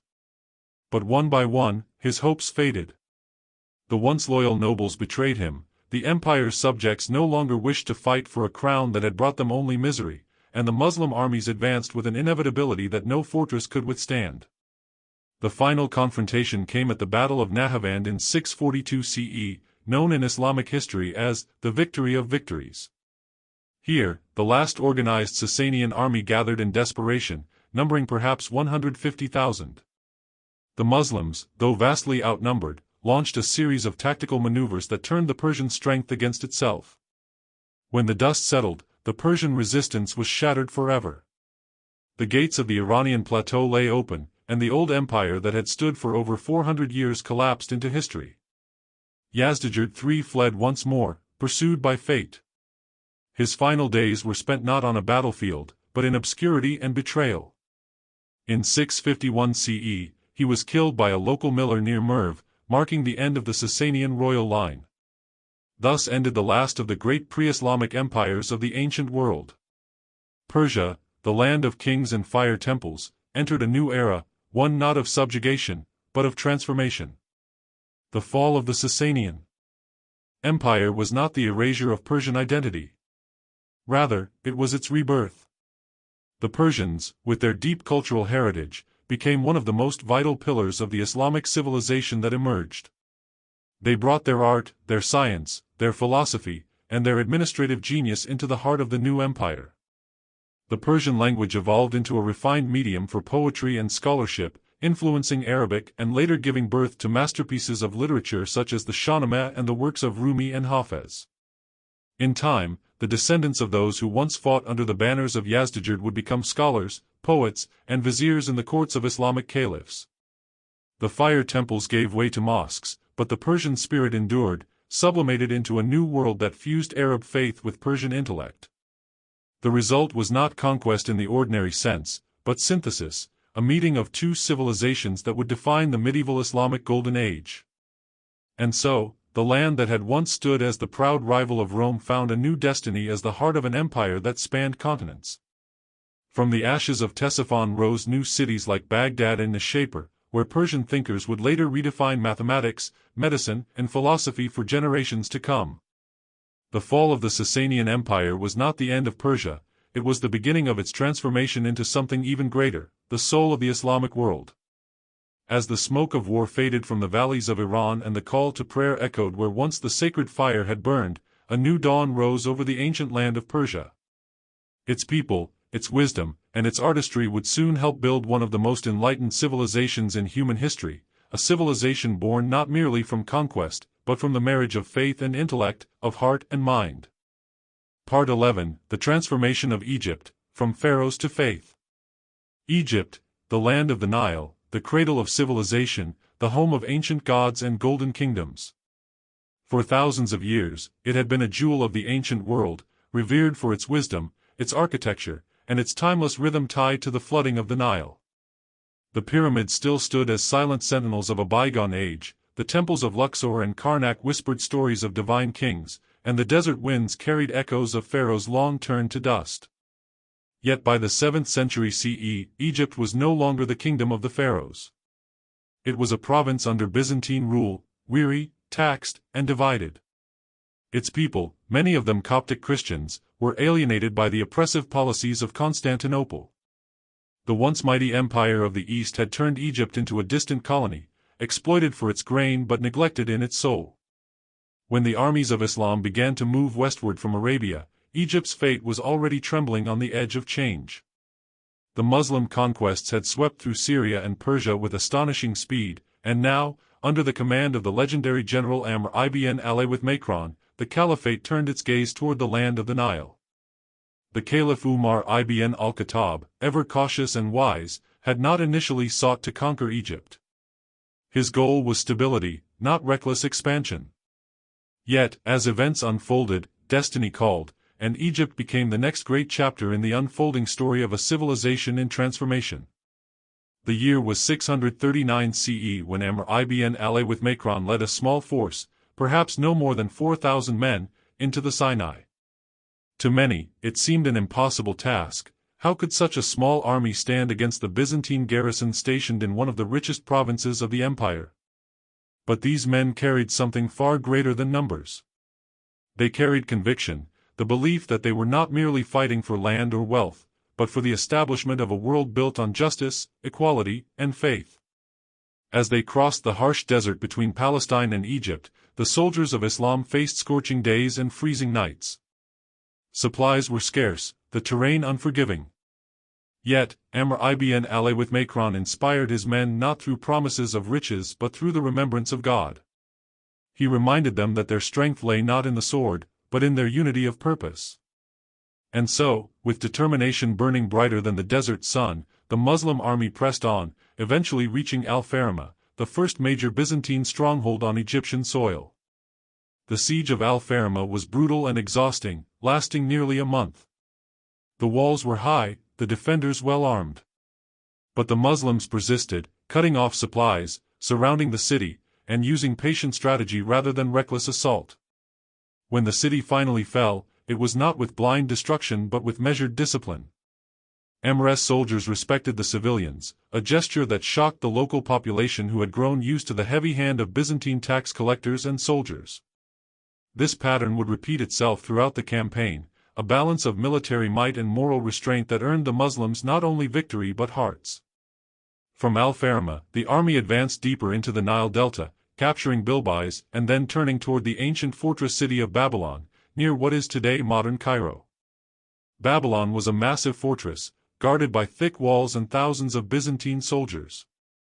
The siege would become one of the most significant moments in Egyptian history.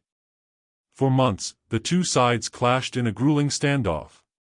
The Muslims, though fewer, demonstrated tactical brilliance. Amr ordered his men to build siege towers, dig trenches, and cut off all access routes. Supplies to the Byzantine garrison dwindled, and morale began to falter. During this siege, an event of immense historical symbolism occurred, the arrival of Ubadah ibn al-Mit, one of the Prophet Muhammad's companions, who negotiated directly with the Byzantine general. The Byzantines, stunned by the composure and dignity of the Muslim emissaries, began to realize that they were not facing mere conquerors, but men of faith and principle.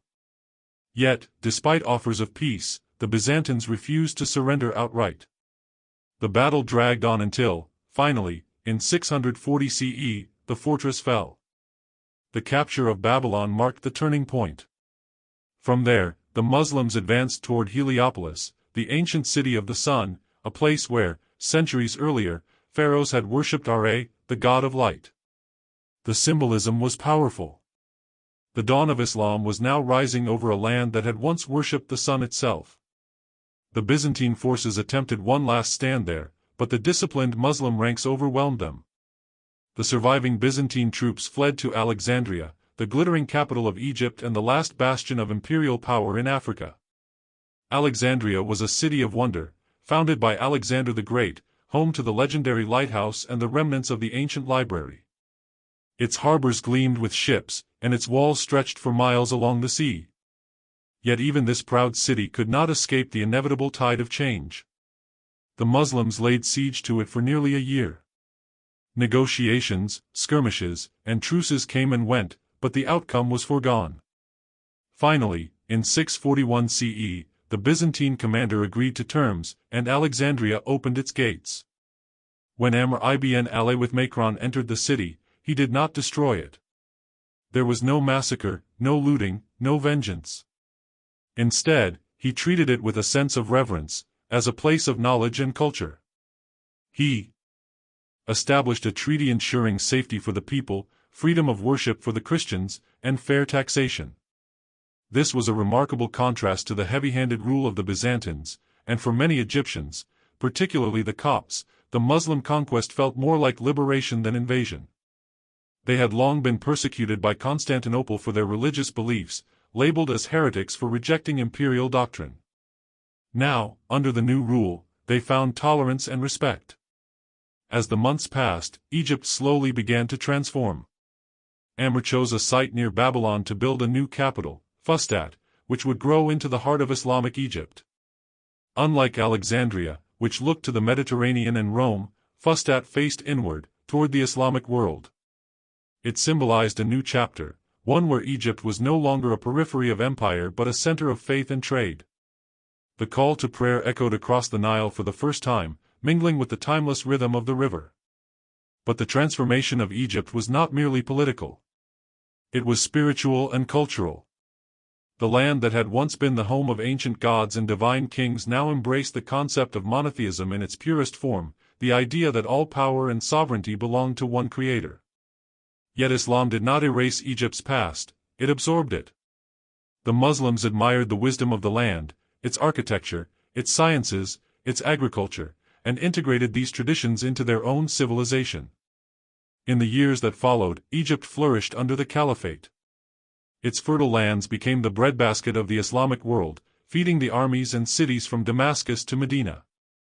Its scholars began to contribute to the expanding fields of mathematics, astronomy, and medicine. The Nile continued its eternal flow, but now it carried with it a new current of faith and knowledge. The fall of Byzantine Egypt was not an end, but a beginning, the start of an era that would eventually make Cairo one of the greatest intellectual centers in the world.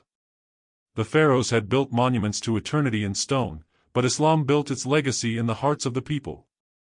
The temples gave way to mosques, the hieroglyphs to Arabic calligraphy, and the pyramids to minarets that pointed to the heavens.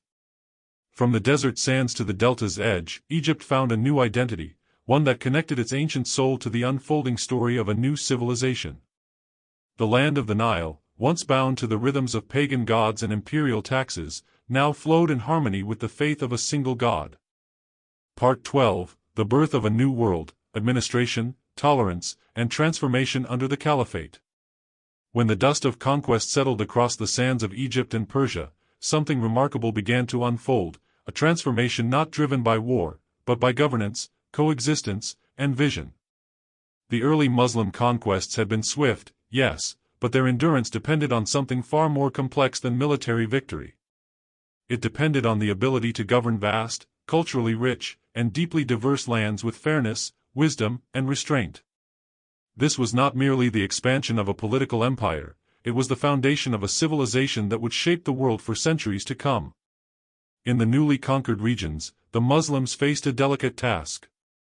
Egypt, for instance, was a land layered with millennia of history, Pharaonic, Greek, Roman, Byzantine, each leaving behind its own bureaucratic systems, hierarchies, and traditions. The Arabs who now ruled it were, by contrast, new to empire. They came from a land where tribes had ruled themselves, where justice was personal, and where government was simple and direct. Yet, in an astonishing feat of adaptability, they managed to blend their principles of justice and simplicity with the administrative sophistication they found in the lands they conquered. At the center of this transformation was the principle of justice, a concept deeply rooted in the Quran and the teachings of Prophet Muhammad. It was this moral framework that distinguished the new order from the empires that had fallen before it. Caliph Umar ibn al-Khattab, who oversaw much of the consolidation of the conquered territories, was acutely aware of the dangers of arrogance and exploitation. He forbade his governors from treating the conquered peoples harshly. When appointing Amr ibn al-With Makran as governor of Egypt, he reminded him that the Egyptians were not slaves but partners, taxpayers, not spoils of war. Such principles may sound simple, but in a world long accustomed to imperial oppression, they were revolutionary. The system of governance that emerged was both pragmatic and humane.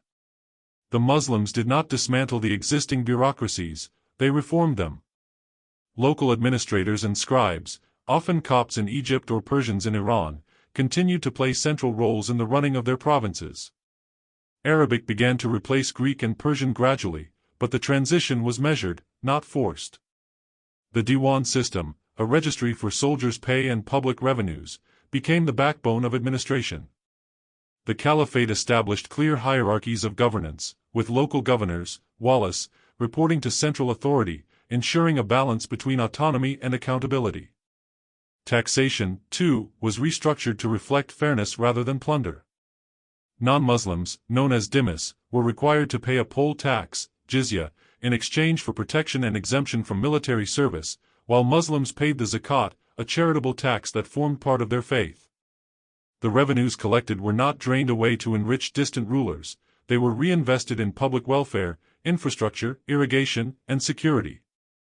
Egypt's canals, so vital for its agricultural prosperity, were repaired and maintained.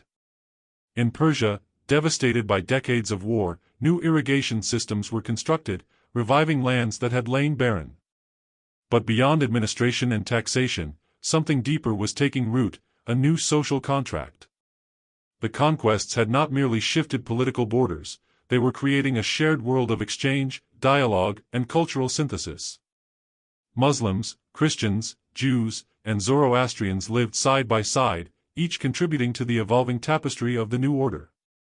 The Quranic ideal of no compulsion in religion was not always perfectly practiced, but it set a standard that guided policy more often than not. In contrast to the Byzantine Empire, where religious orthodoxy had been enforced with brutality, the new rulers allowed a surprising degree of freedom. In Egypt, the Coptic Christians found unexpected relief. Under Byzantine rule, they had been persecuted as heretics for rejecting the authority of Constantinople. Under Muslim governance, they were allowed to elect their own patriarchs and practice their faith freely, so long as they fulfilled their civic obligations. In Persia, where Zoroastrianism had once been the state religion, the fire temples continued to burn for generations after the conquest. Over time, many Persians would adopt Islam, not by coercion, but through interaction, trade, and intellectual exchange. It was in this climate of tolerance and stability that the first seeds of a cosmopolitan civilization began to sprout. The Arabs, though now rulers of a vast empire, did not view themselves as cultural conquerors. They admired the wisdom of the Persians, the sciences of the Greeks, and the administrative acumen of the Byzantines. Rather than erasing these influences, they absorbed them. In doing so, they laid the foundation for one of the greatest cultural renaissances in history. In Egypt, Amr ibn Ali with Makron established Fustat, the first Islamic capital on African soil, near the old fortress of Babylon. The city grew rapidly, its streets filled with markets, mosques, and workshops. It became a hub of commerce connecting Arabia, North Africa, and the Mediterranean. Traders brought goods from India, spices from Yemen, and papyrus from the Nile Valley. Scholars and jurists began to gather, discussing the principles of governance, law, and faith. In Persia, the transformation was even more profound. Cities like Ctesiphon and Isfahan, long centers of imperial power, became vibrant crossroads of Islamic thought and Persian heritage. The old Sassanian nobility, once bitter enemies of the Arabs, began to integrate into the new system. Their children learned Arabic, entered the bureaucracy, and gradually helped shape the character of Islamic civilization itself. The fusion of Arab simplicity and Persian sophistication gave birth to something entirely new, a world neither wholly Arab nor Persian, but unmistakably Islamic. Caliph Umar, though ruling from Medina, was acutely aware of these changes. His governance was marked by humility and accountability, traits that set him apart from the emperors who had ruled before him. He walked the streets of Medina unguarded, listening to the complaints of his people. When famine struck, he ate nothing but bread and oil. When reports came from Egypt or Persia, he demanded justice, not tribute. To him, leadership was a trust, not a privilege. His vision of governance, rooted in responsibility, equality, and faith, became the moral compass of the early Islamic world. The administrative and moral systems he and his successors put in place would endure long after the swords had rusted. The conquest had not only changed the map of the world, it had redefined the meaning of empire itself. This was no longer a world divided between rulers and ruled, conquerors and conquered. It was a world striving, however imperfectly, for unity under the idea of a just God and a shared humanity. As years passed, the boundaries between the conquerors and the conquered began to blur. In the markets of Fustat, an Arab merchant might haggle with a Coptic farmer. In the courts of Kufa, a Persian scholar might advise an Arab judge. In the fields of the Nile, Muslim and Christian farmers alike prayed for the same rain. A new rhythm was emerging, one that pulsed not with war drums, but with the hum of coexistence, trade, and faith. It was a fragile balance, of course. History is never static. There would be rebellions, tensions, and future divisions. But in this moment, in the early decades after the conquest, there was an undeniable sense of beginning. The world was changing, and not through destruction, but through synthesis. The Muslim conquests of Egypt and Persia were no longer merely tales of military triumph, they had become stories of transformation, of how new ideas, when rooted in justice and tempered by mercy, could turn the ashes of fallen empires into the soil of renewal. Part 13, The Golden Web, Trade, Scholarship, and the Cultural Awakening of the Islamic World. When the clang of swords faded and the banners of conquest fluttered gently over the deserts and valleys of Egypt and Persia, a new sound began to rise, the murmur of markets, the recitation of scholars, the rhythm of caravans crossing lands once torn apart by war. The world that Islam had inherited and united was vast, stretching from the Atlantic coasts of North Africa to the mountains of Persia, from the oases of Arabia to the banks of the Nile and beyond. But it was not military might that would make this empire endure. It was knowledge. It was trade. It was the power of ideas flowing as freely as the caravans that stitched the world together. For centuries, the lands now under Muslim rule had been crossroads of civilization, the heart of the old world's arteries. The Nile connected Africa to the Mediterranean, the Euphrates and Tigris carried goods and stories from India to Syria, the Red Sea and the Arabian Gulf brought ships from far-off ports in Africa and Asia. Now, under one banner, these fragmented routes formed a single, pulsating web of exchange, a golden web that bound continents, cultures, and faiths into one living network. At its center lay the cities, the beating hearts of this new civilization.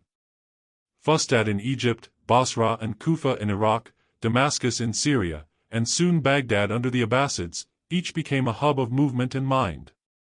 Their marketplaces buzzed with the calls of traders, Arabs in flowing robes, Greek-speaking merchants, Persian artisans, African sailors. Ivory, silk, papyrus, perfumes, spices, and books passed through their stalls. The desert tribes, once wanderers, now became the lifeblood of trade, guiding caravans across perilous routes and linking distant worlds. But trade brought more than goods, it brought ideas.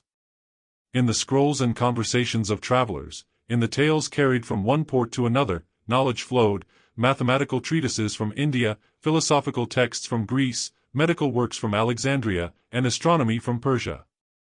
The Muslim rulers, far from suppressing these currents, encouraged them. To them, knowledge was an act of worship, a way to understand the divine order of creation. In the great cities, the pursuit of learning began to take organized form.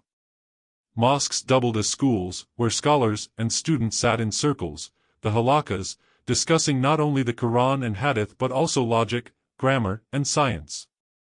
Soon, special institutions began to emerge, libraries, scriptoria, and eventually the famed Beit al-Hikmah, House of Wisdom. These centers would become the laboratories of human civilization.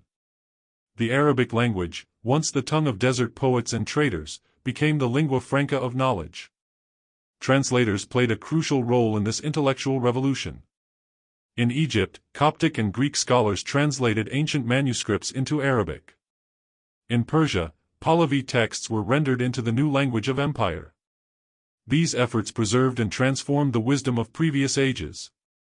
The works of Aristotle, Plato, Galen, and Ptolemy, once confined to the dusty libraries of Byzantium, found new life under the pens of Muslim scholars. But the genius of this age was not imitation, it was innovation. The Muslims did not merely translate, they expanded, questioned, experimented. They blended Greek rationalism with Persian method, Indian numerals with Arab logic, and out of this fusion arose an intellectual culture unlike anything the world had seen. In the deserts of Arabia, men had once measured the stars to navigate the dunes, now they studied them to measure time, predict eclipses, and map the heavens. Astronomers built observatories and crafted instruments that could chart the skies with astonishing precision. The science of algebra, al-Jabr, took shape in the hands of al-Khwarizmi, while optics, medicine, and chemistry flourished through the works of scholars like Ibn al-Haytham and Jabir ibn Hayyan. But long before these names would shine, the seeds were being sown. In the early centuries after the conquest, when merchants and scholars mingled in the streets of Fustat, when Persian scribes taught Arabs how to calculate land revenues, when Greek physicians shared the secrets of anatomy in the clinics of Alexandria. It was a quiet revolution, not waged by armies, but by minds. The world under Islam became a world of bridges. In the bazaars of Cairo, a Jewish merchant might sell Indian textiles to a Muslim sailor who would carry them to Spain. In the libraries of Basra, a Christian scholar might debate metaphysics with an Arab jurist. In the caravans of Persia, Buddhist monks and Arab traders exchanged stories of faith and fate. This interconnectedness gave rise to a unique worldview, one that saw humanity as a single tapestry, woven by the threads of different colors but held together by the same divine loom. And yet, beneath this flourishing lay a deep spiritual foundation. The early caliphs, especially Umar and his successors, had built a vision where knowledge and faith were not enemies but companions. To seek knowledge was, as the Prophet Muhammad had said, an obligation upon every believer. Learning became a form of devotion, and ignorance, a kind of sin. This moral dimension gave scholarship in the Islamic world its distinctive character. It was both scientific and sacred, practical and poetic. The mosques became not only centers of worship but also academies of thought. In Kufa, scholars developed Arabic grammar and Quranic exegesis. In Basra, theologians debated free will and divine justice. In Damascus, physicians practiced medicine based on both Greek texts and observation. This intellectual diversity reflected a confidence that truth could withstand inquiry, that faith was not diminished by reason but refined by it. Trade continued to feed this flourishing. With each caravan, with each ship that arrived from distant lands, the Islamic world absorbed new influences. The introduction of paper from China revolutionized scholarship. No longer bound to the fragile and expensive papyrus, scholars could copy, annotate, and distribute manuscripts widely. Knowledge became accessible, portable, and permanent. Libraries expanded, book markets thrived, literacy spread. Egypt, with its fertile soil and strategic position, became one of the empire's most prosperous provinces. Persian cities, rebuilt after years of war, became centers of luxury and art.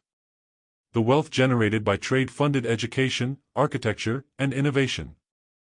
The profits of merchants built mosques and schools, the donations of rulers supported scholars and poets. A civilization rooted in faith and enriched by curiosity began to rise from the sands of Arabia to the mountains of Persia, spreading light where once there had been ruin. The transformation was visible everywhere. The old imperial capitals, once symbols of domination, were reborn as centers of harmony and exchange. The Byzantine basilicas and Persian palaces stood alongside elegant mosques adorned with calligraphy and geometric design. Architecture, like thought, became a blend of cultures. The simplicity of the desert met the grandeur of the empire, and together they created an aesthetic that celebrated both humility and majesty. As generations passed, the memory of conquest began to fade into legend. What endured was the civilization that followed, a world where science and spirituality danced together, where traders carried more than goods, and where scholars carried the light of knowledge across continents. This was the true conquest, not of land, but of ignorance. The transformation that began in the tents of Arabia had become a golden web stretching across the old world, binding together people of every color, language, and faith in pursuit of a shared dream, understanding the universe, and through it, understanding the Creator. The age of swords had given way to the age of ink. The same faith that had once moved armies now moved minds. And from this movement, this restless search for truth and beauty, the Islamic Golden Age would soon be born. Part 14, The Age of Learning, Baghdad, the House of Wisdom, and the Flourishing of Civilization. When history looks back at the rise of civilizations, it often remembers the battles, the kings, the empires that expanded with fire and steel.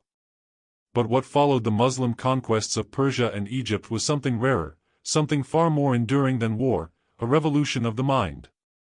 It began quietly, not in the roar of armies but in the turning of pages, the scratching of pens on parchment, and the luminous glow of oil lamps lighting vast libraries deep into the night. It was here that the Muslim world, having unified lands that once stood divided, gave birth to one of the greatest intellectual awakenings in human history, the Golden Age of Islam.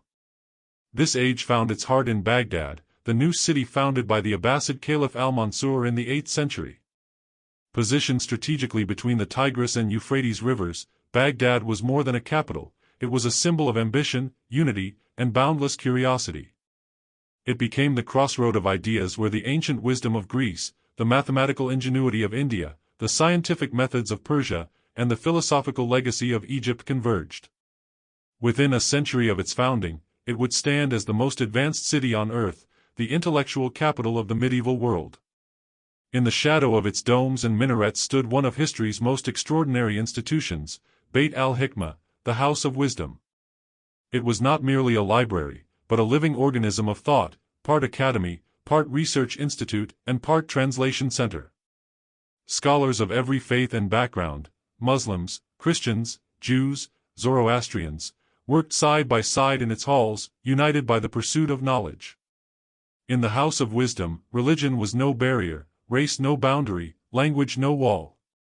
There was only one shared belief, that truth, wherever it came from, was sacred.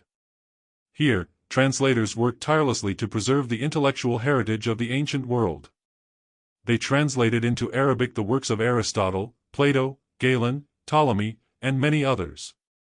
Greek philosophy, Indian mathematics, and Persian astronomy were not just preserved, they were reborn. The Arabic language, with its rich vocabulary and precise grammar, became the perfect vessel for these complex ideas. And with every new translation, scholars did not stop at imitation. They expanded upon what they inherited, critiquing, experimenting, and refining, turning the wisdom of the past into the discoveries of the future. One of the most remarkable figures of this age was Al-Khwarizmi, the father of algebra. From his works came not only the word algebra itself, aljabr, but the very foundations of modern mathematics. He introduced algorithms, a term derived from his name, and developed the concept of the decimal system, which would eventually transform global science and commerce. Alongside him worked astronomers, engineers, geographers, and physicians who laid the groundwork for centuries of scientific progress. The scholars of the Islamic Golden Age did not limit themselves to abstract theory. Their discoveries were practical, often driven by the needs of daily life. Astronomers charted the stars to perfect navigation and determine prayer times.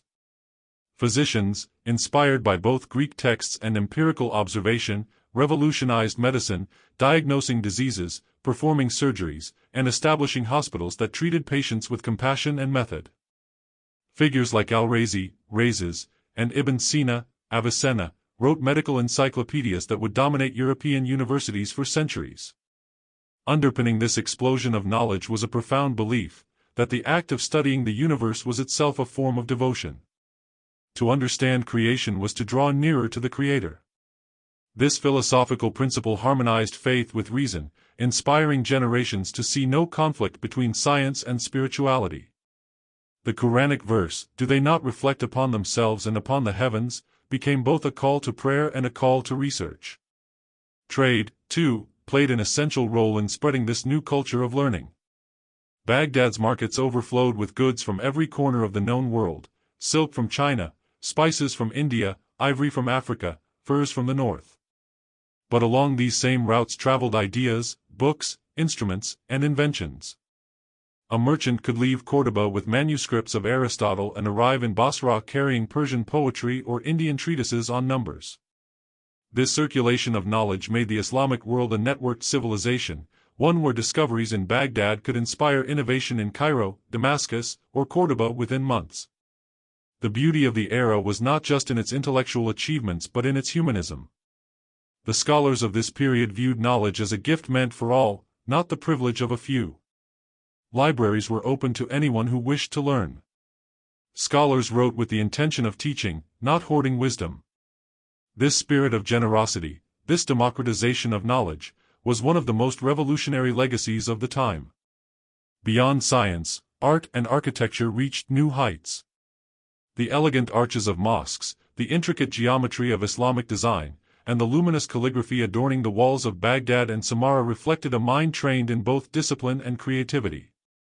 Music, poetry, and philosophy thrived alongside the sciences, proving that reason and emotion could coexist, that logic and beauty could flow from the same hand. Meanwhile, in Egypt and Persia, lands once conquered by the sword, the transformation was complete. The conquerors had become the custodians of culture. Egyptian artisans contributed their ancient craftsmanship to Islamic architecture. Persian thinkers infused administration, literature, and philosophy with sophistication and depth. The blending of Arab, Persian, Egyptian, Greek, and Indian elements created a civilization as diverse as it was unified, a harmony of contrasts, a melody of cultures. By the 9th and 10th centuries, this intellectual brilliance had radiated far beyond Baghdad. The knowledge preserved and expanded in the Islamic world began to seep into Europe through Andalusia, Sicily, and the Crusades. Latin translations of Arabic works would eventually ignite the European Renaissance centuries later.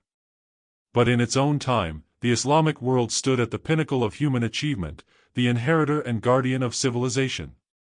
Perhaps the most striking image of this era is not a battlefield, but a library, a scholar bent over his manuscript under the warm light of an oil lamp, surrounded by shelves filled with the wisdom of 1,000 years.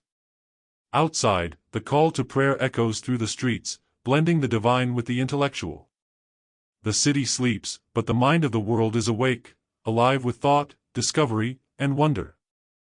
The house of wisdom would eventually fall, like all great things do, to the tides of time and conquest. But its spirit, the belief that learning is the noblest pursuit of humankind, would echo through centuries. The Muslims of this age did not merely preserve knowledge, they transformed it into a living force that reshaped the world. And so, as we turn the page from the age of conquest to the age of enlightenment, the story of the Muslim conquests of Iran and Egypt stands not merely as a tale of empires gained, but as the birth of a civilization that conquered ignorance itself. Part 15, The Legacy of Light. the enduring impact of the Muslim conquests on civilization. Every great empire fades, every dynasty falls, and every city, no matter how magnificent, eventually turns to dust. Yet what endures long after the marble crumbles and the armies vanish is the legacy, the invisible inheritance left behind in the minds, beliefs, and cultures of humanity. The Muslim conquests of Iran and Egypt were not simply a series of battles or political takeovers, they were a profound civilizational turning point that reshaped the very fabric of the ancient world. From the ashes of two empires, the Byzantine and the Sassanian, rose a new kind of power, one not merely defined by conquest, but by the unification of ideas, the preservation of knowledge, and the birth of a global civilization whose influence still ripples through time. As the initial waves of conquest settled and the swords were sheathed, what followed was far more transformative than war.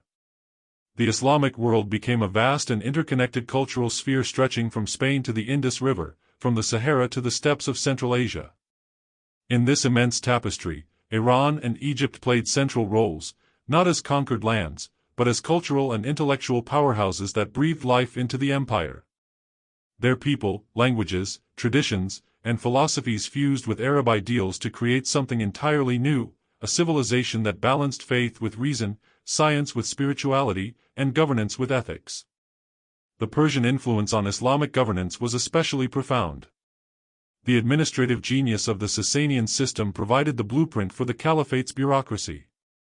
Persian officials, scholars, and thinkers became indispensable to the running of the empire.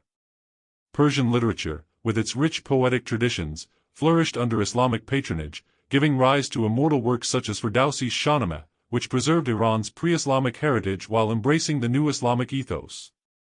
This blending of old and new, of Zoroastrian ethics, Greek rationalism, and Quranic faith, created an intellectual richness unmatched in world history. Egypt, too, became a jewel in the crown of the Islamic world. Its fertile lands and strategic position made it the breadbasket of the empire, but its true contribution lay in its intellectual and cultural revival. The scholars of Alexandria, long heirs to the Hellenistic tradition, found new life under Muslim rule. The great libraries and learning centers were not destroyed, they were revitalized. In Cairo, the establishment of Al-Azhar University during the Fatimid period would go on to become one of the longest continuously operating centers of education in the world. From its halls, scholars would debate philosophy, law, and theology, preserving and advancing knowledge for more than a millennium. Through the fusion of Persian administrative sophistication and Egyptian intellectual endurance, the Islamic civilization became a bridge between the ancient and modern worlds. The scientific, mathematical, and philosophical knowledge inherited from Greece, India, and Persia was translated, expanded upon, and later transmitted to Europe, setting the stage for the Renaissance. Without the Muslim scholars of Baghdad, Cairo, and Córdoba, the light of classical knowledge might have been extinguished forever in the dark ages that followed Rome's collapse. One of the most remarkable aspects of this period was the way knowledge flowed freely across the empire's vast expanse. Arabic became the universal language of learning, the Latin of the medieval world. A physician in Damascus could read the same texts as a philosopher in Nishapur or a mathematician in Alexandria. The intellectual culture of curiosity and exchange turned the Islamic world into the heartbeat of human progress. Algebra, astronomy, chemistry, geography, medicine, optics, every field advanced through the contributions of Muslim thinkers inspired by their faith's encouragement to seek knowledge. Yet beyond science and philosophy, the conquests also left a spiritual legacy. The idea of Tawhid, the unity of God, became a metaphor for the unity of humanity. The Quran's call for justice, compassion, and community created societies bound by more than tribal or ethnic ties. The Ummah, the global community of believers, transcended borders, languages, and races. In this unity, the fragmented world of late antiquity found coherence again. The empires of the past had ruled through fear and domination, but the early Islamic state aspired, at least in principle, to rule through justice, knowledge, and moral purpose. Of course, history is never without its contradictions. The Islamic world, like all human civilizations, faced its own share of conflict, internal division, and decline. Dynasties rose and fell, the Umayyads, Abbasids, Fatimids, Mamluks, and many others each left their mark, each shaping the course of the empire in different ways. Yet through it all, the underlying current of learning, innovation, and cultural exchange persisted. Even when Baghdad fell to the Mongols in 1258, a catastrophe that seemed to mark the end of an era, the legacy of Islamic civilization simply migrated elsewhere. Cairo, Damascus, Samarkand, and later Istanbul carried the torch forward. The Persian and Egyptian lands, once conquered, would go on to influence conquerors in turn. Persian architecture inspired palaces and mosques across the Islamic world, from the domes of Isfahan to the gardens of Mughal India. Egyptian thought and art continued to define the aesthetic and intellectual life of the Mediterranean. Together, they embodied a truth that has echoed across centuries, that conquest may begin with the sword, but it is sustained by the pen. In the modern world, the imprint of this era remains everywhere, in the mathematics that guide our technology, in the medical ethics that shape our hospitals, in the astronomical calculations that govern our calendars, and even in the very words we speak. Terms like algebra, alchemy, zenith, and cipher are echoes of a time when Arabic and Persian scholars shaped the language of science.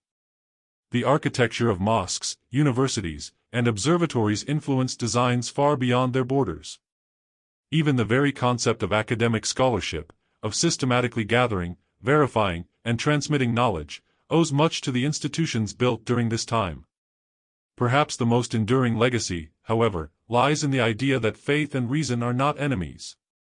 For centuries, Muslim scholars proved that devotion to God could coexist with an unrelenting pursuit of truth. They showed the world that spirituality could drive scientific discovery, that belief could coexist with curiosity. In an age often divided between dogma and disbelief, their example remains both a lesson and a reminder that the highest form of knowledge is not one that diminishes wonder, but one that deepens it. The story of the Muslim conquests of Iran and Egypt, then, is not merely the tale of armies or kings, but of transformation. It is the story of how two ancient lands, conquered by a new faith, became the cradle of a civilization that enlightened the world. It is the story of how the search for meaning and the pursuit of knowledge intertwined to create a legacy that outlived empires. As the centuries pass and the ruins of old cities fade beneath the sands of time, what remains is not the echo of battle cries, but the whisper of pens, the quiet, enduring sound of civilization writing its own destiny. And perhaps that is the greatest conquest of all, not the domination of land or people, but the triumph of the human mind and spirit.